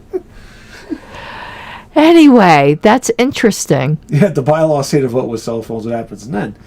Well, usually it's not turn them off, it's put them on vibrate. And if you want to have them on vibrate and you wish to get your rocks off that way, that's fine. But voting is a whole different question. But I want JJ's answer to the tie-dye. I think Richard is wrong here. I love it how often Richard, JJ, and I disagree. It makes for a good. And when Ken was up at the podium and he looks over at Richard, and then he's like, "Look, both of them agree. Like, I don't know, both of them agree. I'm going with that." Meanwhile, the tie-dye guy in the teller's pit is going. Poor Ken was like. You know what he was doing? He was looking for his Kentucky bourbon because it was all up there. Yeah. But I loved when he's like, so it's kind of like in meetings, which Ken remembers. Whenever Alicia and I agreed on something, they were like, "Okay, we're going with that." Those two never agreed. Okay, let's continue. Even though I blew the decorum up in Reno with myself, but that's another story. Okay. In legislative bodies... Fuck them. With a barb dildo. Or an average silent patura. When a quorum is not present, the motion to order a call of the House... Oh yeah, go out and arrest their asses! ...takes precedence over everything except... Uh-oh. A, lay on the table. B, suspend the rules. C, appeal. Or D, adjourn.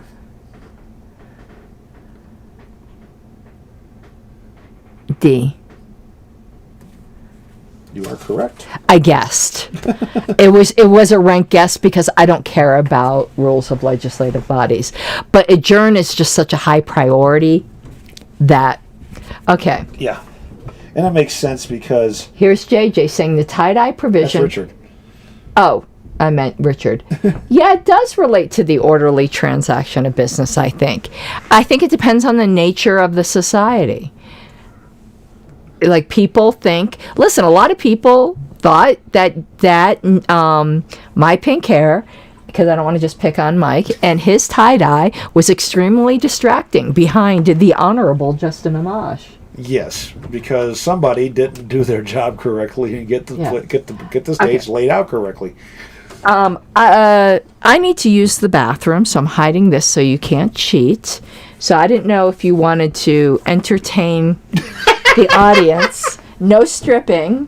We don't have a poll, remember? You can have, or we can go on pause. But I need to use the restroom. Oh, ladies and gentlemen, this is what we call ad lib. No, seriously, I don't think it's really a rule of procedure, Richard, because I disagree. Because the nature of a society is such that if you're in the position of having a meeting and you could do it virtually or otherwise, it doesn't matter how the hell you're attired. So we disagree on that one. You know, it's no secret I wear this stuff all the time when I'm not wearing work clothes because, well, frankly, it's just what I do. I'll have to switch some of this out for Alabama in the future, but we'll figure that out when I get that far. But the reality of it is that this is just my own personal expression. The same way that Star Child has his butterfly wings and his weird outfits, Caryn has her pink hair, and so on. Okay. It's a branding thing, it's a distinction thing, and it works out. Thank you, Sumquack. I appreciate that. It was forgive me for sounding a little egotistical when I say this, but it's about time. Past LNCs have been very reluctant, if not downright scared, to have me on there because they're afraid I will go in there and try to fix things instead of go through all their little around stuff. Yeah, there is such a thing as dressing for the meeting. That's true, but in a society where free expression is valued, like in the LP, that's not so much of an issue. Now, in the business world, you bet your ass I'm going to dress up for the appropriate thing. I will wear a suit to talk to a CEO or something like that. Or in the case of a virtual meeting, I'll just turn my webcam off, so all they see is the little shadow doohickey on the screen, and I'll just talk away when asked. But the point of it is that there is a requirement for that, understood, to do it, but not always. Entertain them with? Talking about apparel. Did JJ ever weigh in? No, he is not, actually. Okay, now I'm worried about him. Maybe we need to call him. So, Richard says, take a look at sections 2, 14, and 15. I think we might need to ask the priests. Are you kidding? They dress funny, too. But, like, I would consider it to, like, a rule that you have to wear a name tag. Hello, my name is Inigo Montoya. You killed my parliamentary procedure. Prepare to die. Does that relate to the orderly transaction of business? It can, but... So can tie-dye. Yeah. I think you might have to go to the intent of why the rule was passed. Yeah. All right, well... Well, what's 214? Oh, you want my book? Well, yeah, because, remember they changed the number. Yeah. And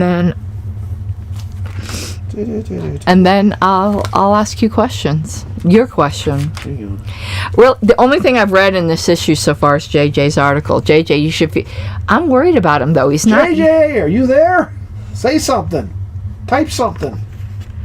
Because I didn't go and read anything else in here. I just the went... rules and orders facilitate the smooth functioning of the assembly and provide a firm basis for resolving questions of procedure that may arise. Wearing tie-dye is not a procedural thing.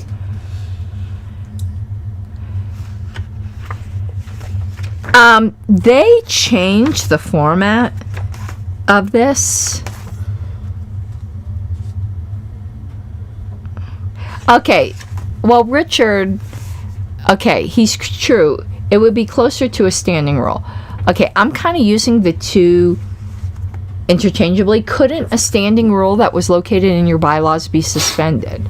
I'm kind of using those kind of interchangeably as the same type of thing, though I know there's differences between special rules and standing rules. Let's put it to you this way. If they ever decide to try to make a rule banning tie-dye in the party, I will propose a bylaw amendment to fix that, and I will write it in every color I think I can find.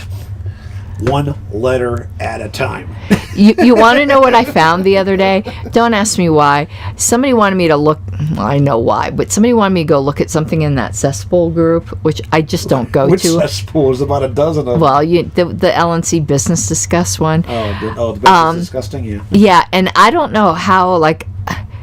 I was trying to search for what they wanted me to look at, and somehow the discussion of the notice of suspension that I wrote to myself, I found that one. It was funny. People are like, Comic Sans was a really nice touch.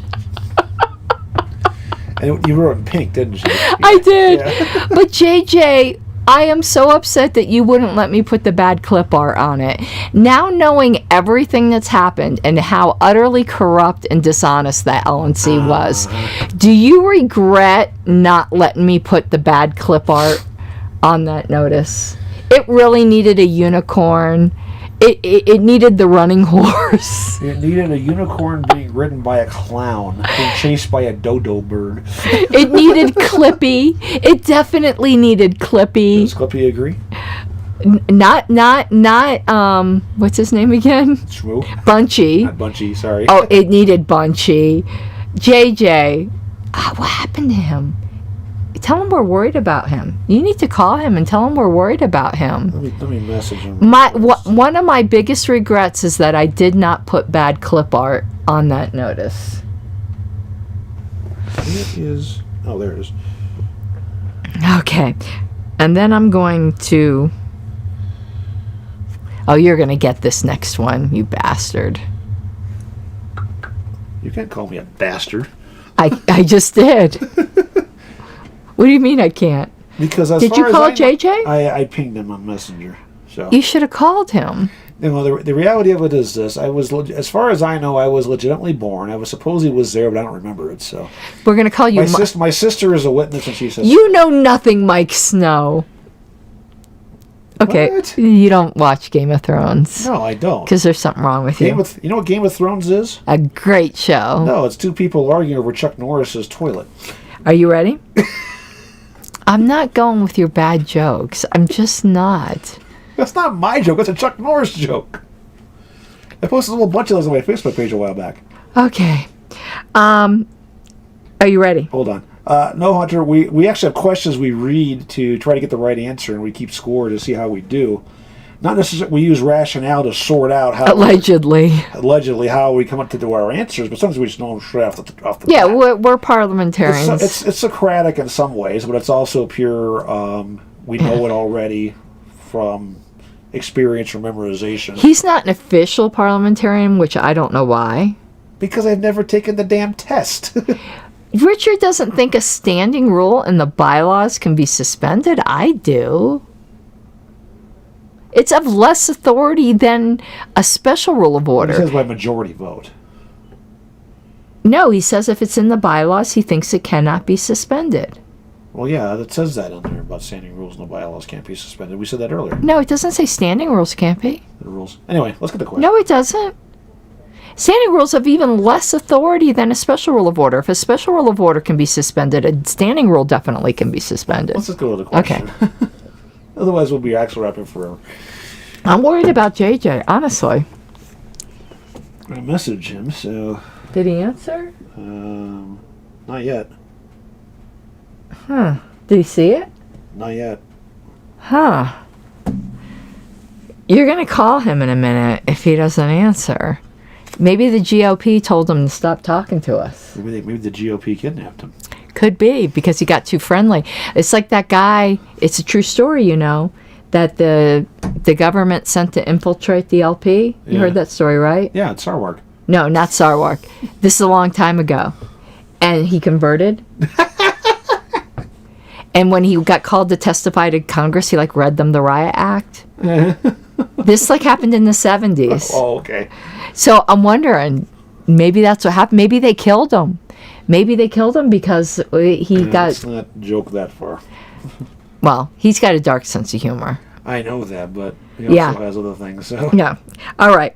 A recess of an assembly. I get the swing set. You're going to get this, and it's not fair. A, is always scheduled in advance. No. B, is... Well, okay, not always, but no. I think we're going to have to ask the priestess, Richard.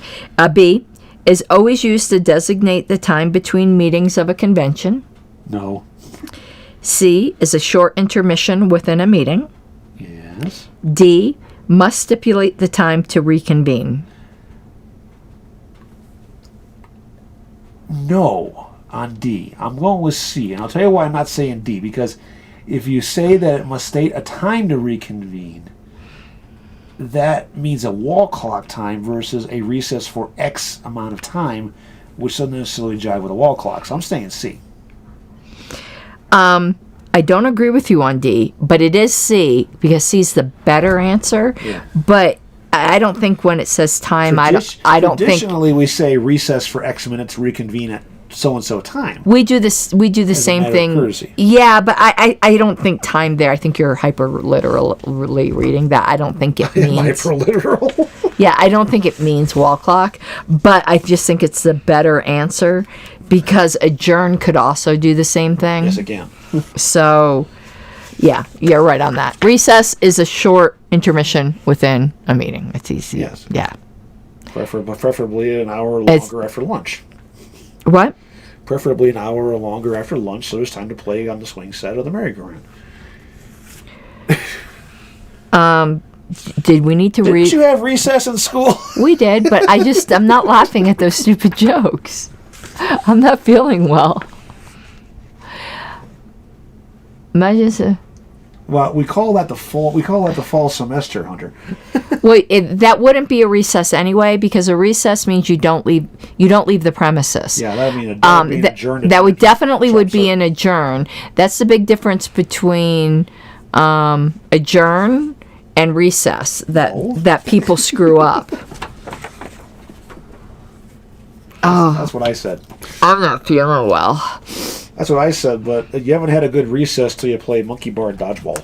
I am not. But we're almost to November, aren't we? Yeah, we're still in October on this. Yeah, but still. Yeah. Okay. Oh, God. Corporate charters. Fuck corporate charters. Hollywood. Amendments of an existing corporate charter require, excuse me, A, adherence to the requirements of the laws of the state of incorporation. Yes. B, adherence to the procedures in the parent organization's rules. No. C, the same vote required to amend the bylaws. No. D, a court order. A. It is A.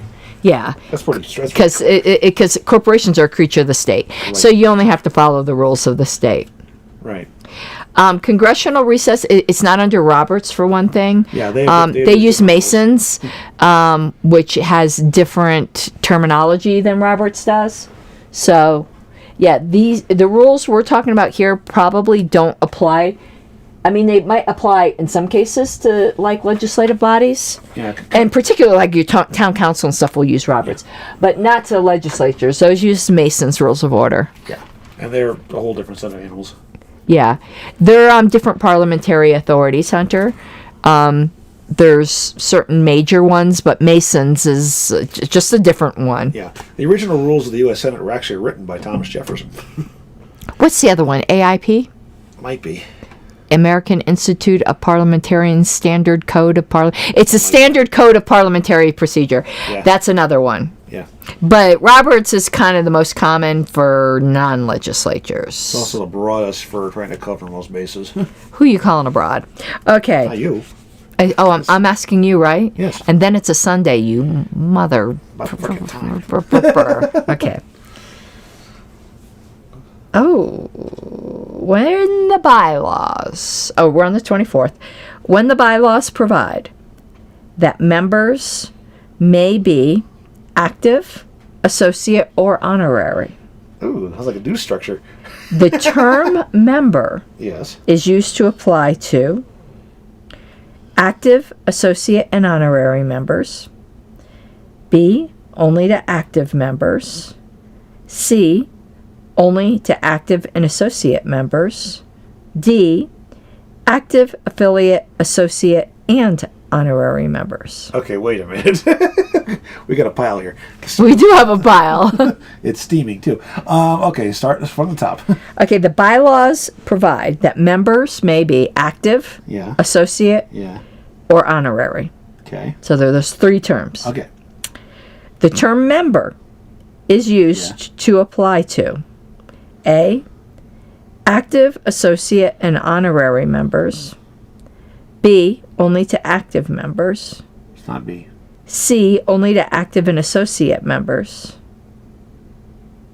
D, active, affiliate, associate, and honorary members. That's too much because they added in affiliate under. So the original question had to do with active, associate, and honorary, right? Uh-huh. Okay, so the choice A covered all three of those. Mm-hmm. And B was only active. Which I said no. So C is only active. Active and associate. I'm going with that one. C, active and associate? Yeah.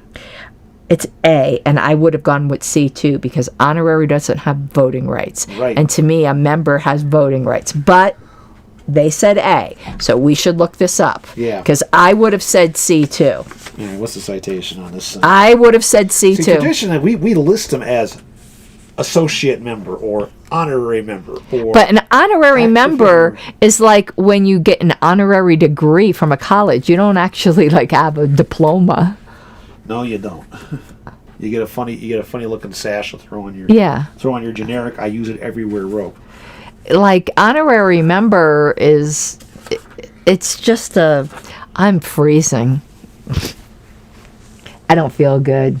Okay, let's see here. You're not cold, are you? I'm okay. It's because I have a cold. Okay. And I know I just look like a big lump in this. Actually, that thing, is that acrylic or is that wool? I don't know. That's wool. That's acrylic, actually. Is it? I love it. It just looks really warm. It is really warm. I love it. It's one of my favorite. So yeah, ceremony about rights. Yeah. By the way, a little thing. If you ever want to see a good convocation or honorary graduation speech, go listen to one by Lou Holtz. So Richard Brown says because the bylaws define them all as members, but does that mean they all have voting rights? No. Because doesn't the term member imply voting rights? Okay, 591 1418, which is the back of section 56. Under item 8, under the group principles of interpretations. Okay, I'm going to tell you what this is. This is why it confused you. It's alpaca. Oh, sweet. It's 45% Syria alpaca. Yes. 39% baby alpaca. Okay. 13% wool. Okay. And only 3% nylon. Okay. That's why it's so warm. That's why it's so soft, too. Yeah. I got this at the thrift store for like $3. They do every year down in Black Forest. I don't know if you knew this. They do an alpaca festival. No wonder I love this so much. I never looked at what it was made of. I just knew I loved it. I have some sets. I have some pairs of alpaca socks at home, black socks that I wear for the office. Oh my God, they are super comfortable. They're like heaven on your feet. Oh no, this is super comfortable. I love it. Yeah. But I'm just, you can tell I'm not feeling well. The nylon and the wool give it a little extra support structure, but it's the alpaca parts, the baby and the Siri part, are what give it all the softness and the comfort. I love wool though too, but yeah, alpaca stuff is great. Really, I didn't realize that, so I really did get a deal on this. You did, you did. But like I said, they do an alpaca festival in Black Forest every year. It's worth going down because they sell this type of stuff all over the place down there. Anyway. Okay, so look, why are honor? So I see why Richard said is because the bylaws call them all members. Okay, thank you, JJ. We're a little worried there for a minute. Yeah, JJ, we were super concerned, and we had questions for you that you're going to have to go back. Ostrich Festival, where's here? Okay. Here was the question. While you're looking that up. Yeah, I found the page already, so go ahead. If there was a rule in the bylaws, I guess, well, we kind of strayed and then we went into this, that said you were not allowed to wear tie-dye to a convention, is that suspendable? Is that something in the nature of a rule of order? It's not really a rule of order. Okay, I'm using that.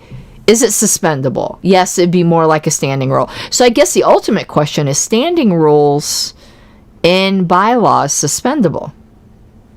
Because yes, I agree it would be more like a standing rule because it doesn't relate to procedure. But would it be suspendable? JJ says no. Why wouldn't standing rules be suspendable? Interesting.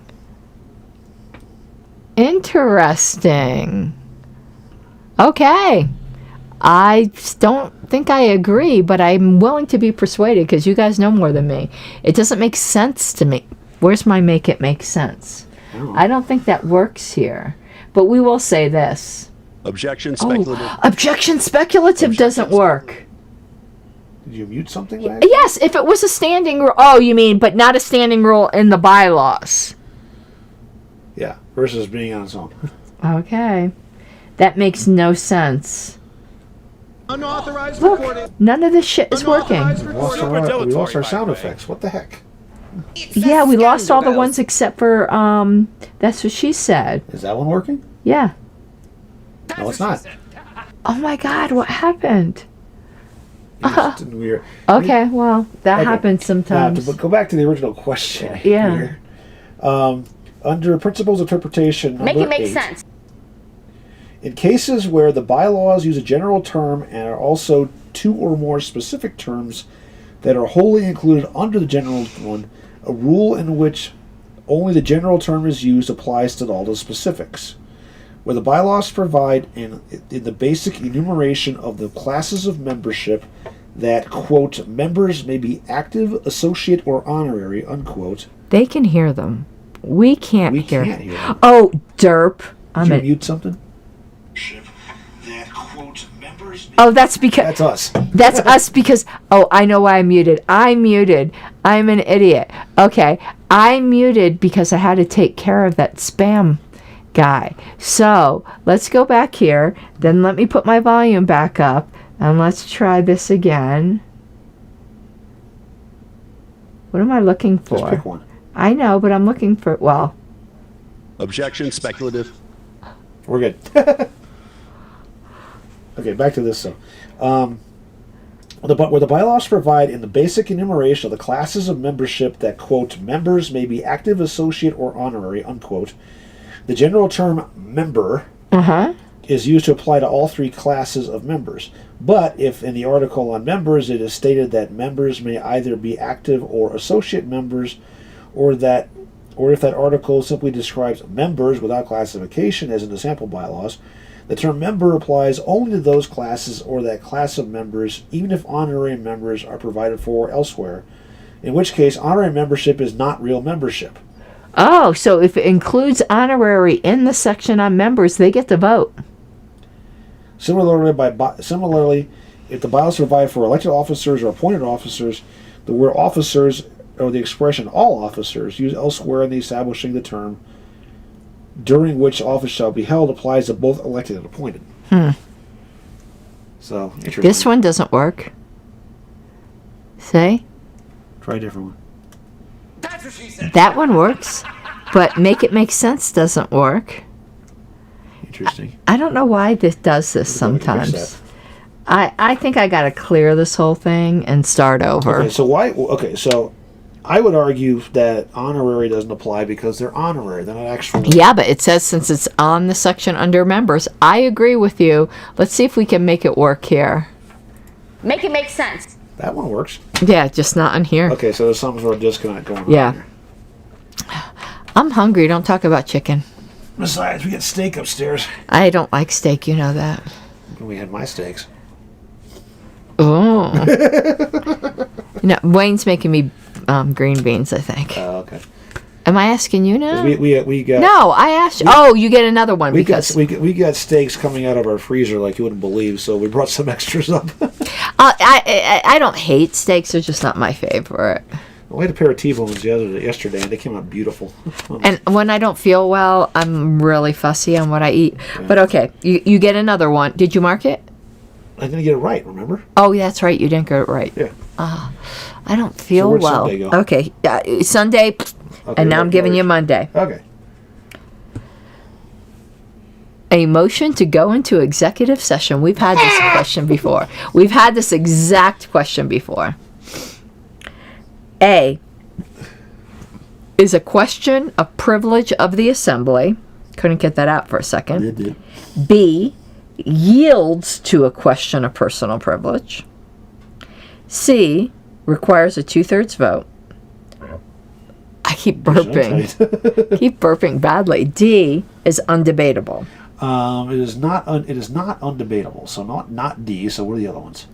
A is a question of privilege of the assembly. Maybe. B yields to a question of personal privilege. Possibly. C requires a 2/3 vote. I'm going to discount C just because of those three remaining. I don't think that's the right answer.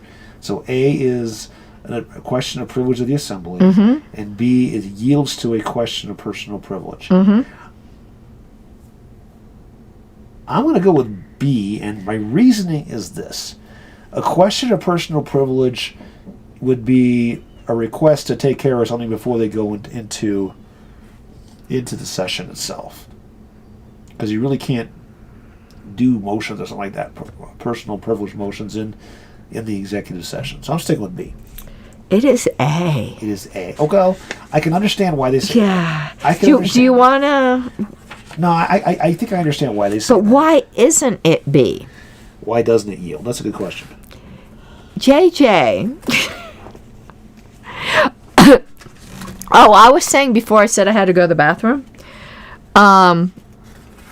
We missed a day. We did? Yeah, this is the 26th, where's the 27th? Oh. No, you don't get another one in a row. You're not getting another one in a row. You fucking bastard.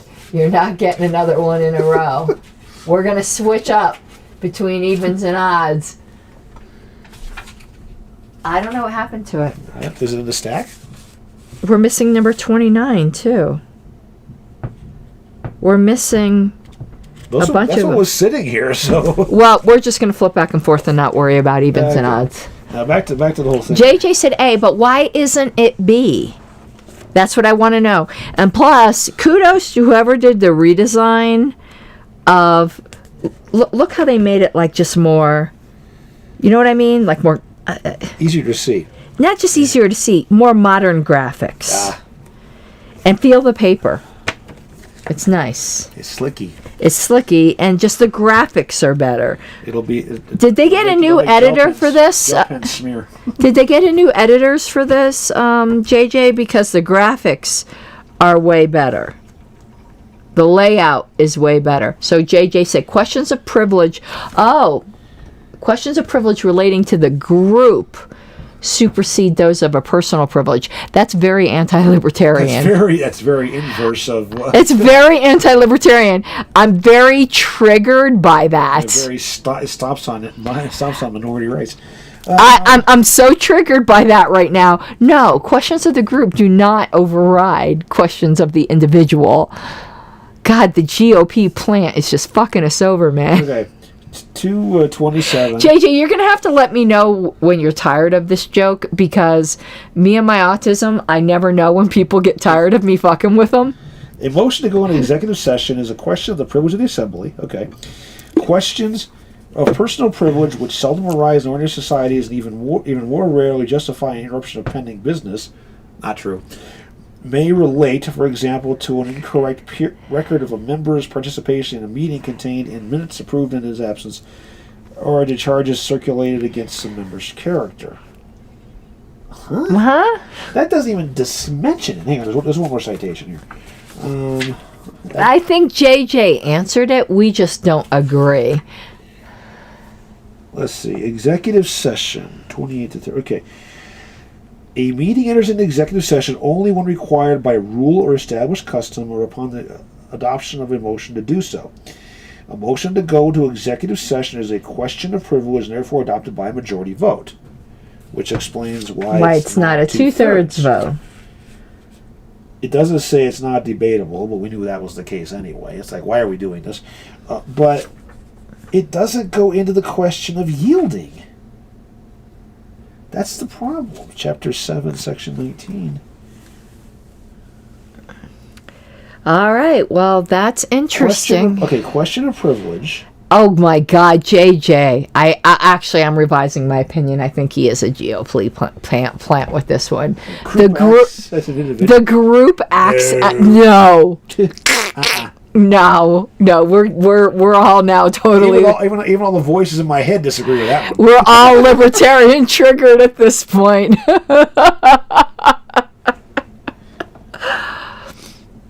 Do you see how red my neck is here?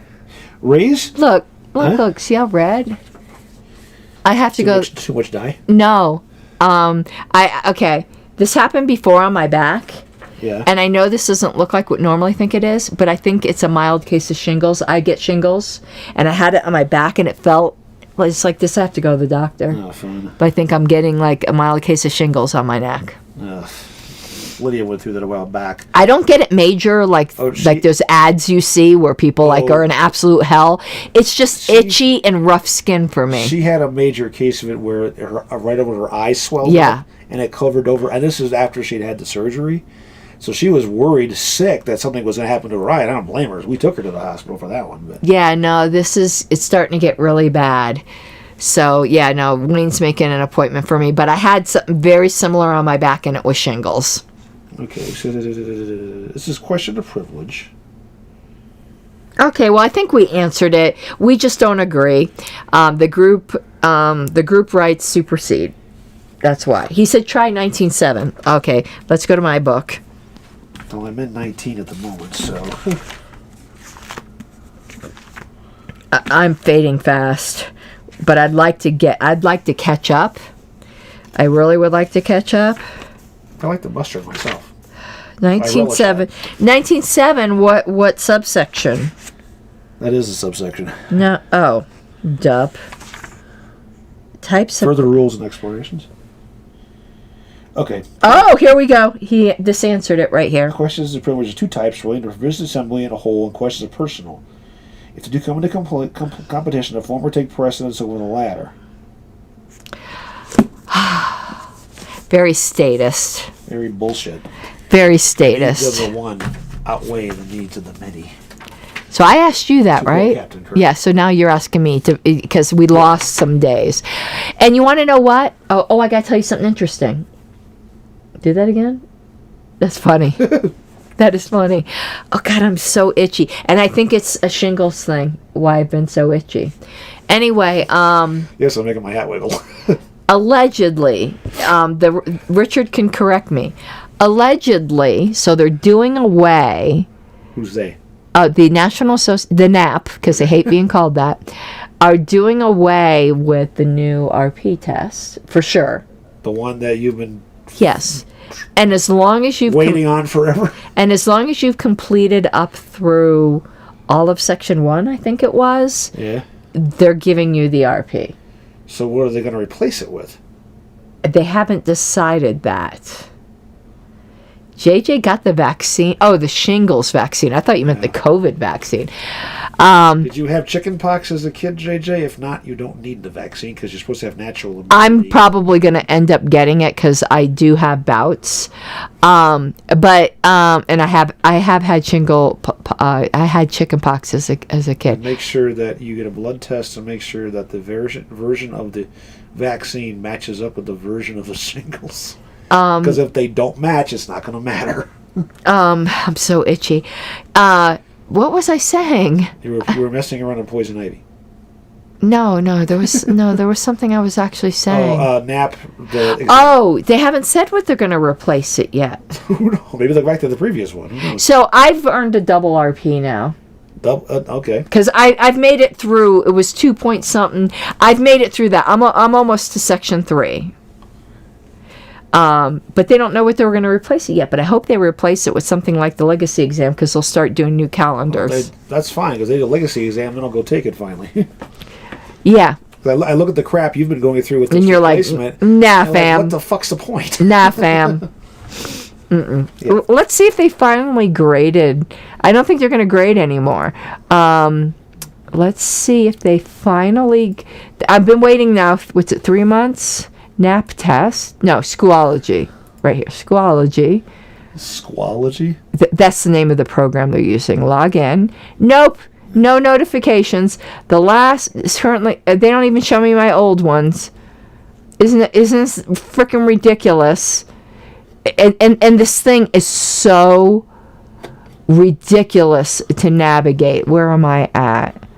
No, Dave Davis, that is actually not a correct statement about needing the shingles vaccine if you've had the chicken pox. It depends upon the strain of the varicella. And I'm married to a biologist. We know this stuff. And she's had the shingles. It doesn't even show all of my courses anymore. This is so ridiculous. I did motion scripts. Oh, okay. I think I was on bylaws interpretation. Grades? Did I get my grades for this yet? Self-paced courses? Yeah. I'm all the way up. Yeah, They graded this. No, What the heck? It's ridiculous. It's almost impossible to navigate this program too. It's just it's insane. Okay, well I got a double RP anyway. That'd be interesting if that's the case, for sure. I wrote them I didn't write them a ranty letter like I normally do. No, I wrote them a nice letter. It was a frustrated letter. What, LPRC informal meeting tonight? Should I go to that? I'm a member. I don't know. I probably should. Honor Hogarth still running it? She's a board member. Yeah. But what's an informal meeting? It's a general discussion meeting and attendance is not mandatory. In other words, we're just going to yak. Attendance is never mandatory. Like half the... Never mind. Okay. I love board meetings and I cannot lie, so I probably will listen. Yeah. Okay. That's coming up. What was that, 6 o'clock Eastern? Yeah. No, 8 Eastern? I don't know what it is. 8 Eastern, so 6. So 6 yeah. Okay. All right. Let's. So you're asking me. Yes. Okay. Voting on ballot. Okay. The decision to vote on a question by ballot may be made by. Wait. Stop. The decision to vote. Okay. On a question. By ballot. By ballot. Is made by. May be made by. The assembly. A. The president. No. B. The maker of the motion. No. Well, maybe. C. The demand of one member. No. D. Majority vote. It's B or D. But it can't be unilaterally by the maker. You have to vote on the motion, so D. It is D. Yeah. Yeah. Yes. Don't confuse that with a roll call vote, which is different. Thought about it. Got it. Yeah. A demand of one member is a roll call vote, not a ballot vote. So JJ, is that saying I should go to the Radical Caucus meeting? They talk forever. Oh my God! If you've never been to an interminable meeting, and they don't have a parliamentary authority, so it's just like I'm ready to. Yeah. Okay. Anyway. So I'm asking you now, right? Yep. What are we trying to get to? Oh. I'm losing it. We're not going to. We're still in October, aren't we? Yeah, we start. Yeah. But that's getting close. Yeah. Are we meeting next weekend? Who? You, me? Oh, Richard asked. Meeting if what is tonight? You mean of what? Okay. Yeah, Radical Caucus. Richard didn't know what was referred to. Yeah, no, it's not LNC. Okay. Oh, you should know this, even though we never do this right. I'm cold. I'm sorry. This has to go on. I'm freezing my ass off, even in alpaca. Oh, it's only to lose weight. I'm not feeling well. Okay. Are you suggesting once again that I have a fat ass? No. Do you know how many times? Hey, I'm fat here, okay? Oh my word. You are curvy. He said... That's a compliment. Oh, Lydia! He's stepping in it. If you call me thick, I'm going to thick you upside the head. I'm calling you thick. Okay. Real women have curves. Right. Dogs have twigs. And dogs have sticks. Yeah. What the fuck are you talking about? All right, we're gonna go on here. Yeah. Let's before you step in it some more. You should know this. However, we don't do it the right way in the LP, so it's not your fault. It doesn't work. What, to make it make sense? No, that was that. Well, that's what she said. That's what she said. Okay. The teller's report. Hello. Your audience is here. Yes. What are we doing? I'm doing nothing. I came to see your show. Are you wanting to eat? Is that it? I had chili. I'm not hungry. But when are we eating steak? When you're finished with your show. Okay. The teller's report. Yes. A. Contains the name of candidates in alphabetical order. It should. B. I mean, we do it that way, but it should. B. Contains the names of candidates in order of their nomination. Can, but. C. Begins with the numbers of votes cast. Maybe. D. Begins with the number of eligible voters. We don't do former teller reports. No, we do don't those do them. spreadsheets. So we do the spreadsheets, and we put the names in alphabetical order because it's just easier for everybody. Because it's convenient and it makes sense. JJ said hi, Wayne. Hey, JJ. He said, hey, JJ. You need me to turn down these lights so you can take off your sunglasses? Oh, I like wearing my sunglasses at night. I don't. Blues Brothers. Besides, they're tie-dye sunglasses. Yeah. I don't feel well, Wayne. That's all my bad jokes. Yeah, I know. They're making me nauseous. Okay. So I don't blame you for getting this wrong, even though you do the teller stuff, because I we don't do it this I way. haven't guessed yet. Yeah. Oh, if you do get it wrong, I don't blame you. I don't know the right answer. Okay. I mean, logically, A is something you'd want to do, but I don't think that's right either, because that sounds like something you would have farther down in the report. Because the report has to lay the foundation for what you're talking about. So give me C and D again. Begins with the number of votes cast. And then give me D. Because I'm tight. I don't feel good. Look how red my neck is, Wayne. Yeah. D. Begins with the number of eligible voters. And B was? Contains the names of the candidates in order of their nomination. I'm going to go with D. Because you got to start out with how many people are eligible in the first place before how many votes were cast. Then you go into the breakdown of who did what. It's C. The number of votes cast. Because eligible voters doesn't matter. Yeah, it does. No, it doesn't. Number of votes cast can't exceed the number of eligible voters. Otherwise, you have bad ballots somewhere. But in the report, I don't... Well, there you go. We're going to look at this. The teller's report's not concerned with fraud as it is with results. Well, results are determined by whether there's fraud or not. So You're not a Democrat. Of course not. If it was a Democrat, they wouldn't list us at all. Wayne liked that one. If it was a Democrat, they wouldn't list us. The GOP operative in our audience liked that. You know, when I was asked why in the lawsuit against the Janet Griswold, our Secretary of State, against not updating our voter rolls, why the Democrats didn't participate. They don't want the voter rolls cleaned up. No. The Republicans have their own mechanisms, so they're doing that on their own. So they didn't want to join the lawsuit either. But the LP and the Constitution Party were all on board. Yeah. Pretty interesting. I'm surprised the Greens haven't jumped in. Or they're I don't think they want the voter rolls cleaned up either, but they might. They have more members than the ACP does in the state. But anyway, okay. 417.25. Teller's report. They say first line is number of votes cast, second line number necessary for election majority. Then they go through and they list them, it looks like, in order of nomination. Uh-huh. Okay. Then it says illegal votes. Teller report doesn't include number of eligible voters because it's irrelevant for the teller's report.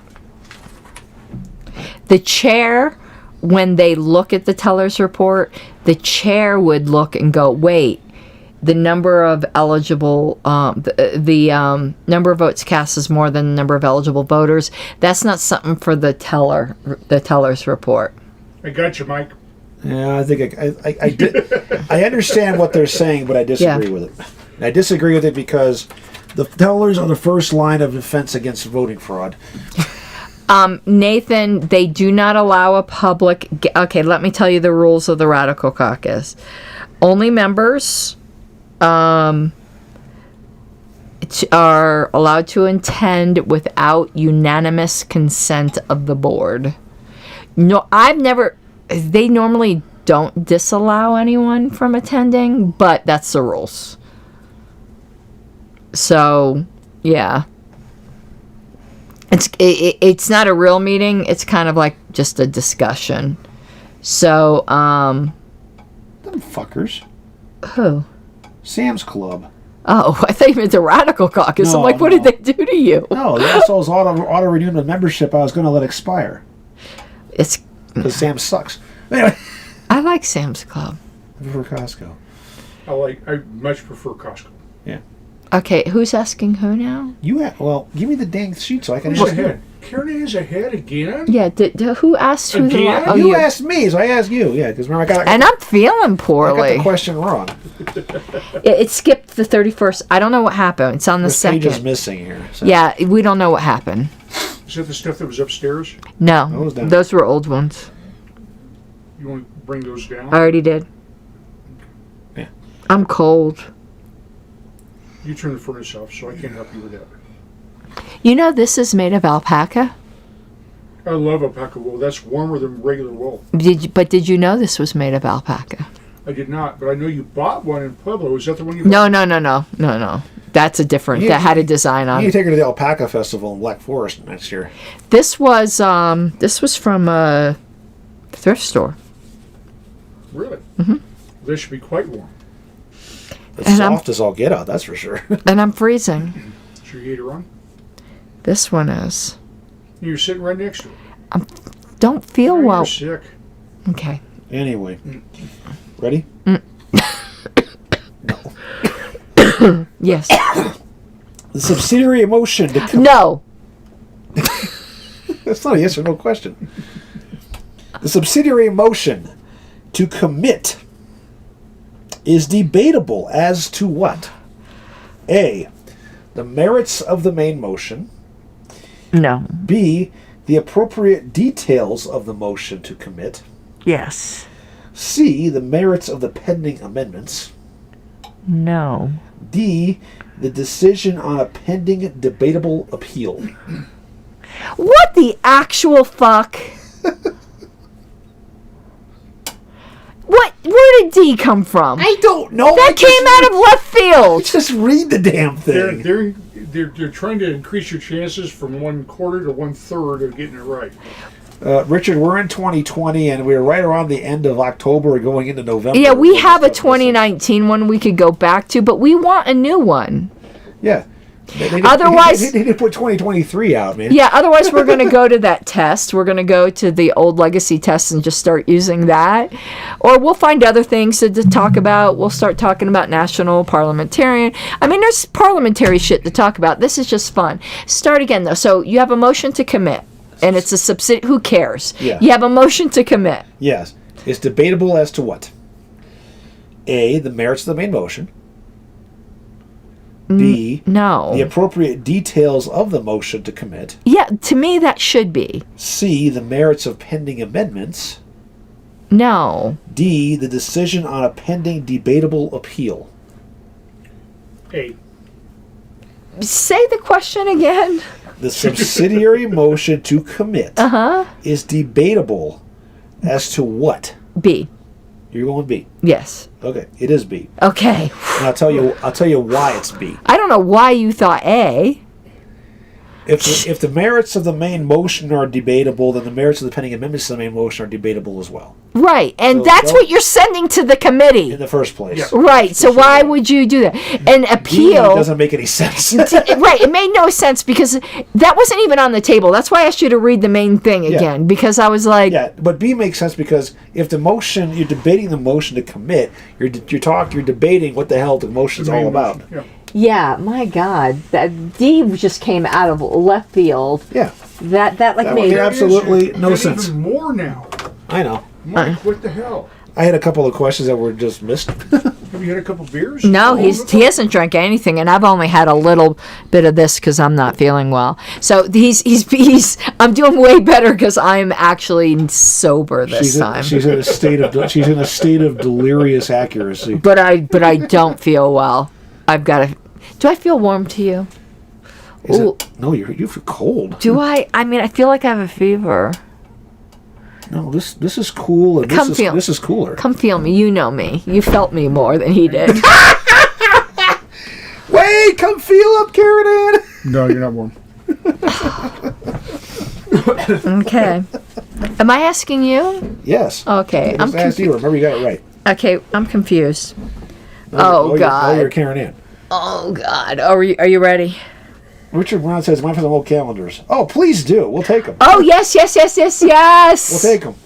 Yes, and convince them to do it again for 2023. And that's nothing. It does have to do with us, but people learn a lot through these. Yeah, these are super helpful. They handle them in bite-sized chunks, which makes it easier. Right. Ooh, now this is getting warm. Okay, if the bylaws allow cumulative voting. Okay, I hate cumulative voting, but okay. Ken Molman loves cumulative voting, and he wants it in our bylaws. Let him make his case. I don't care. Okay, if the bylaws allow cumulative voting, yes, or a member to transfer votes, I'm not sure what they mean by that. Single transferable vote. Yeah, but I don't. It sounds utterly disgusting. It's terrible. I love single transferable votes. I don't. All it is RCV for multiple winners. Well, yeah. Okay, but anyway. We have a vote for up to for that, too, which makes it a lot simpler. That's approval, though. That's not single transferable votes allows for proportional representation. But anyway, if the bylaws allow cumulative voting or a member to transfer votes, and I'm assuming they mean single transferable vote, not transferring like proxy. That word could almost mean like you're giving your vote to another person to vote for you. Right. And 3 directors are to be elected. Oh my gods. Okay, keep going. Okay, each member, A, may cast 3 votes for each director. B, may cast all 3 votes for 1, 2, or 3 candidates. C, is required to cast 1 vote for each director to be elected. D, may transfer his votes to another member. Okay, start this one from the top, because This is a very, very bad question. There's a lot in here. Okay. If the bylaws allow cumulative voting... Okay, that part made sense. Or a member to transfer votes. Those 2 things aren't the same thing. They shouldn't be in the same question. That's why this is a bad question. Those 2 things are opposite. Cumulative voting is not the same as single transferable vote. I reserve the right to label this shitty, but let's see if I get it right. If the bylaws allow cumulative voting or a member to transfer votes, and 3 directors are to be elected. Okay. That's each member, A, may cast 3 votes for each director. Okay. B, may cast all 3 votes for 1, 2, or 3 candidates. Okay. C, is required to cast 1 vote for each director to be elected. C sounds like vote up to, but anyway. D, may transfer his votes to another member. It's not D. That's a proxy thing. So we're left with A and B. What's A again? May cast 3 votes for each director. That would be 9 votes total. B. May cast all 3 votes for 1, 2, or 3 candidates. I'm going to go with B.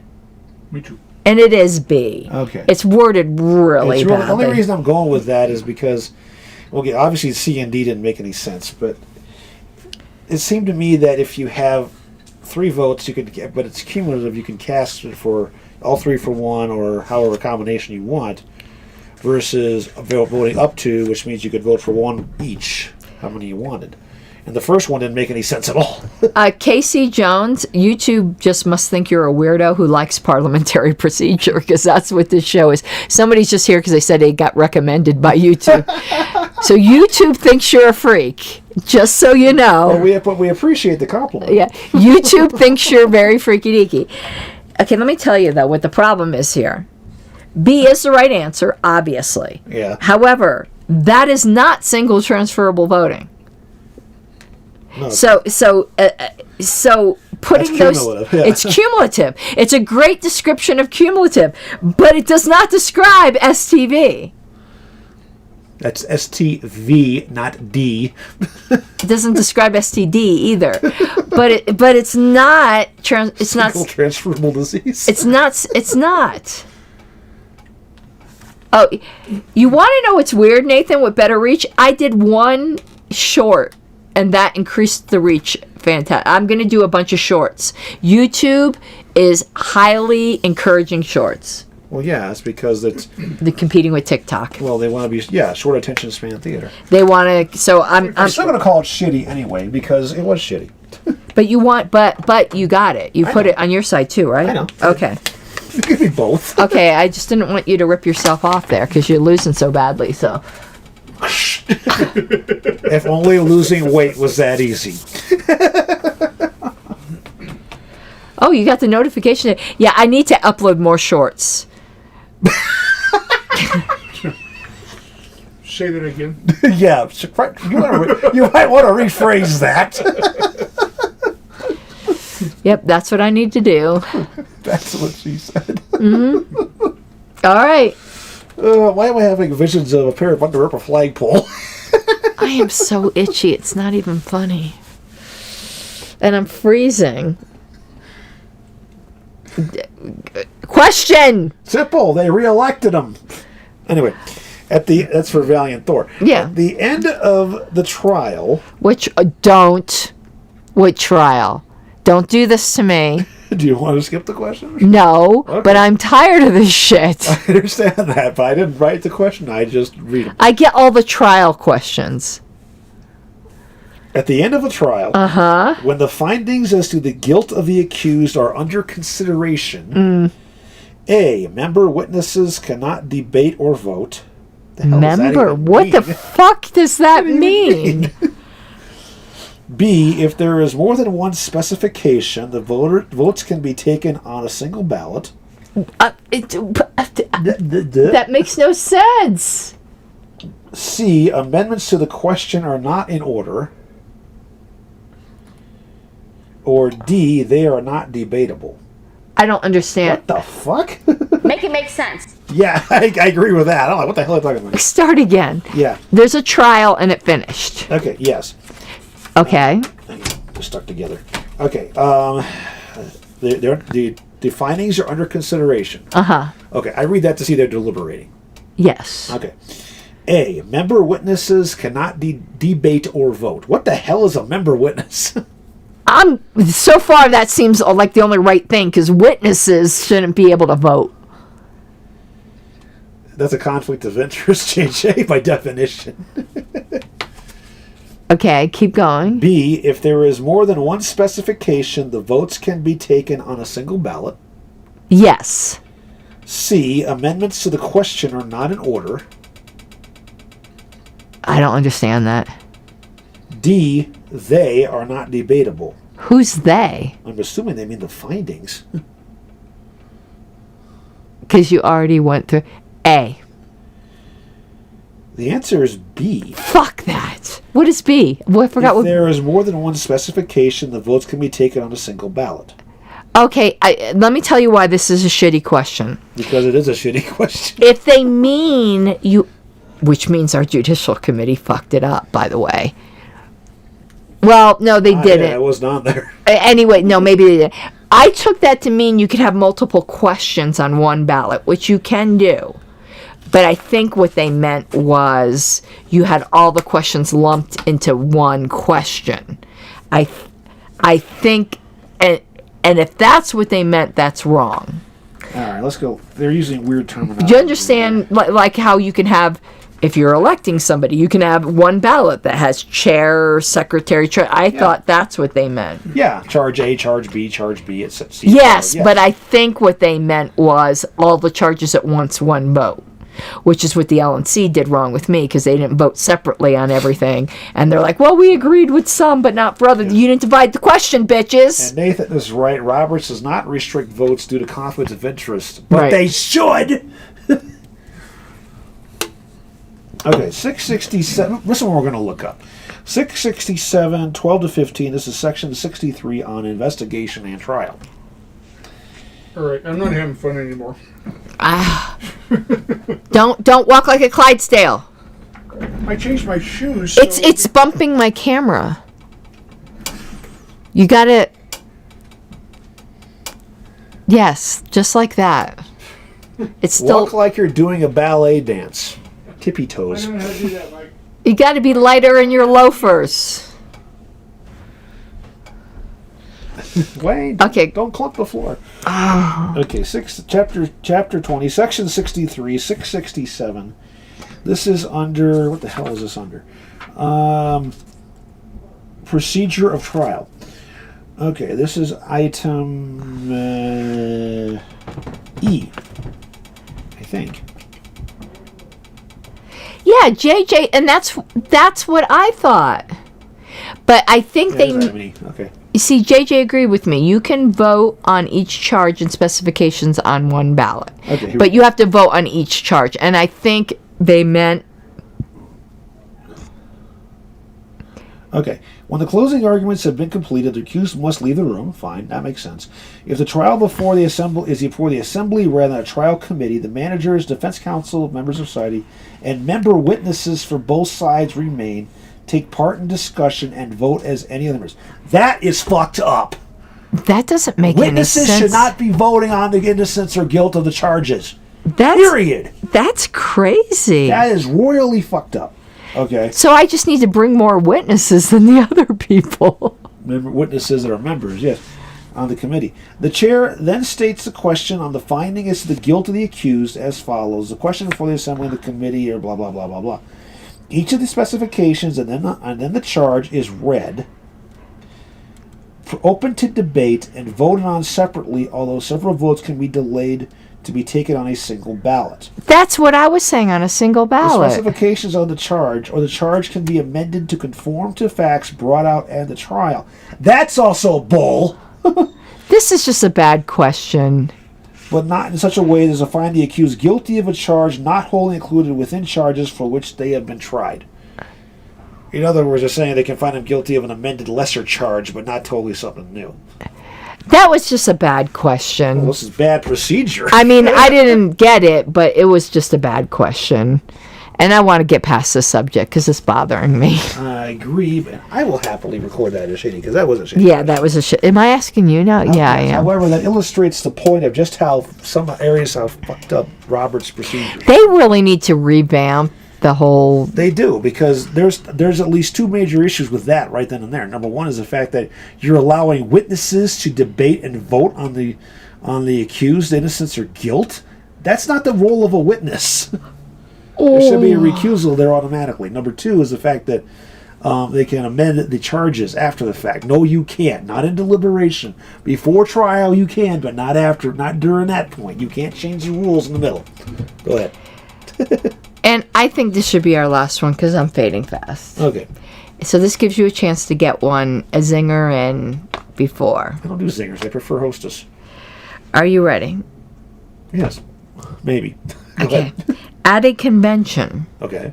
when an association, no idea what this means. Keep going. At a convention, when an association Yeah. had opened one of its meetings to the public to hear a prominent speaker, Okay. a member introduced a resolution Yeah. dealing with a delicate matter of importance that may call for prompt action. Okay. What procedure should be followed? A. The motion should be postponed until the speaker has concluded his address. Okay. B. The motion should be referred to committee. Oh. C. A question of privilege to go into a executive session should be made. Not necessarily. D. The motion should be voted on immediately without debate. And this is prior to the speaker? Give me the. At a convention, Yeah. when an association had opened one of its meetings to the public Okay. to hear a prominent speaker, Okay. a member introduced a resolution dealing with a delicate matter of importance that may call for prompt action. What procedure should be followed? I'm assuming the speaker hasn't started. You got to assume that because they don't say it one way or the other. Right. But if it's okay, now wait a minute. So give me the choices again. The motion, what procedure should be followed? Yeah. A. The motion should be postponed until the speaker has concluded his address. You could do that. B. The motion should be referred to a committee. Yeah. C. A question of privilege to go into executive session should be made. Okay. D. The motion should be voted on immediately without debate. This is because this has been opened up to the public. I'm going to go with the executive session one. And that is correct. Yeah. If it wasn't open to the public, then it would be a choice of either A or D, depending upon where they're at and everything. It is. This is just a weird one because we have public meetings. Yeah. So Like, I wouldn't have, I don't know what I would have said to this. So, the only reason I'm basing that logic is on the fact that it's open to the public with that speaker. So where do we want to put the ones we're starting with? They were just sitting here before. Hang on a second. These are the ones we've gone through. So we'll put them put them there, and those go over there. You got a better reach on it than I do. There we go. And Casey always answers all of the above. Okay, I think that's it. Yeah, because you're fading out. I am fading out. I really want to maybe eat something, but I might just want to go to bed. I'm not feeling well. When you're trying to go to the Radical meeting. I am not going to that. Which means she's not going to lock me in the basement. Yay! No, because you're not moving yet. When are you moving? The way things are slated right now, and things happened over the course of this weekend, which is going to help facilitate getting this crap straightened out. Because there's been some hiccups in the process of securing the mortgage to purchase the property out there. Things work out the way they're planned. Then we close on the place at the end of this month, and we will be moving right after Christmas. Oh, well, so it's still a little while, but... Yeah, because the way it works out with time off and closing of the office over the break and everything else, I can wind up getting about 17 days off to handle all of this. And our neighbor has offered to help us with the moving out there, driving us, but I absolutely refused to take him away from his family for Christmas. And so... Plus, we need those days to load the truck up anyway. Mike showed me the pictures of his new house, and there's this great, like, dormer room that is going to be his perfect studio. Has that been decided? Pretty much. So we're still going to do our show. It's just he's not going to be here. He's going to be in Alabama. Boo. And we're going to have to figure out a way to set this up remotely to do this split and everything else. And that's easy. And get the questions. The questions are more difficult. Yeah. So, Richard, if you are able to land those older calendars, get 2 copies. Or what we'll do is I'll just give it to Wayne. Yeah. Wayne will divide it between odds and evens. Ship them out to and he'll mail it out to you. Yes. That's probably the way we'll have to do it.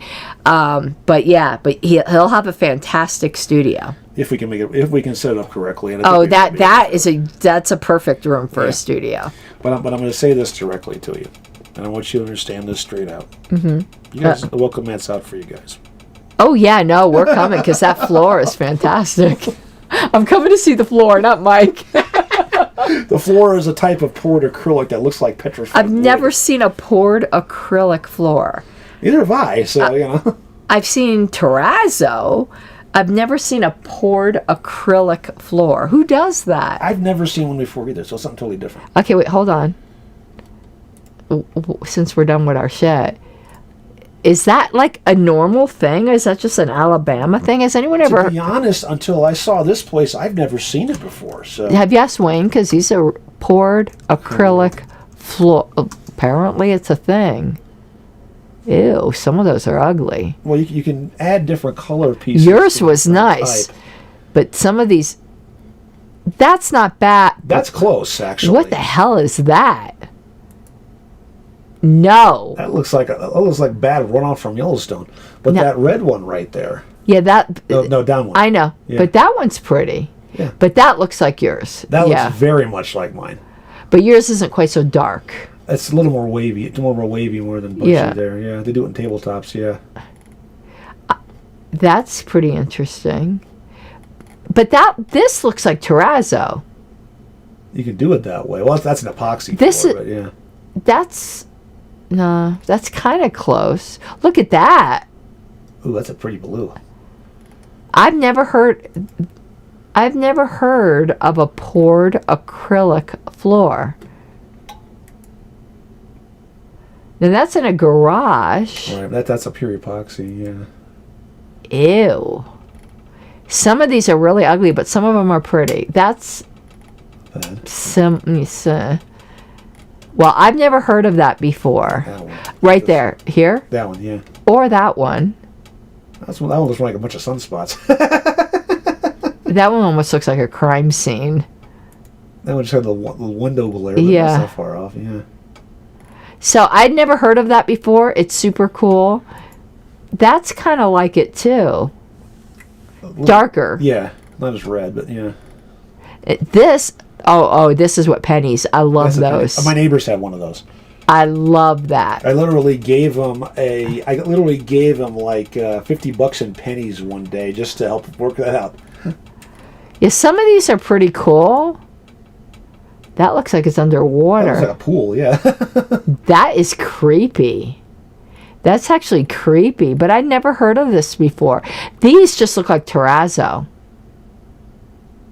That looks like gravel. Well, that's what terrazzo looks like. Terrazzo looks like gravel. Look at this. That's nutty. Oh, that's psychedelic. Yeah. That's almost tie-dye. Oh, this, again, that's the crime scene. But yeah, his flooring, the flooring at his new house is super, super cool. Oh, click on that one as a before and after. There you can really see the difference. Yeah. So that was super interesting. No, there's no old asbestos tile in this place. Where can you find most of these parliamentary resources? Nathan, if you go to the National Association of Parliamentarians webpage, that one's not bad. Yeah, that one I think is... You can find them there. I think it's parliamentarians.org, isn't that it? Yeah, parliamentarians.org. Yeah. Oh, they don't have it. I clicked on the one that had that one, and yeah, there it is. Yeah. Will it make it big? No. But hold on, I want to show it. This is kind of like, but not really, that floor right there. See? That is very, very interesting. I've never seen anything like it before. So, anyway. All right. And we went scorched earth trying to find a place out there, and then we just narrowed it down and narrowed it down and narrowed it down. Then when I was out there last month, it was, okay, look over these specific places, and this was the right answer. Yeah, no, it's a very cute house and the perfect studio. And the current... Yeah, it does look like a bowling ball. It does a little bit, yeah. The current owner is actually a small L libertarian. Make them a big. Well, he's also a disabled Marine whose physical rehab is being a thru hiker at various places across the country. All right, well, we're going to go because I'm about to die. So we will see you all later. And hope you have a... Are we recording next weekend? Next weekend, I got Bathroom Mania going on. So we're not recording next weekend? No. What the hell's... It's a short weekend, too. What's it, Thanksgiving? No, it's the week after that. Oh, so are we recording then Thanksgiving weekend? We can probably do something on Thanksgiving weekend, yeah. Okay, all right. Maybe we can do a roadshow. Bye-bye. Favor! Let's hear the opposition side. Like a stubborn donkey's bray. All opposed? You say nay. Opposed! Opposed! The motion carries anyway.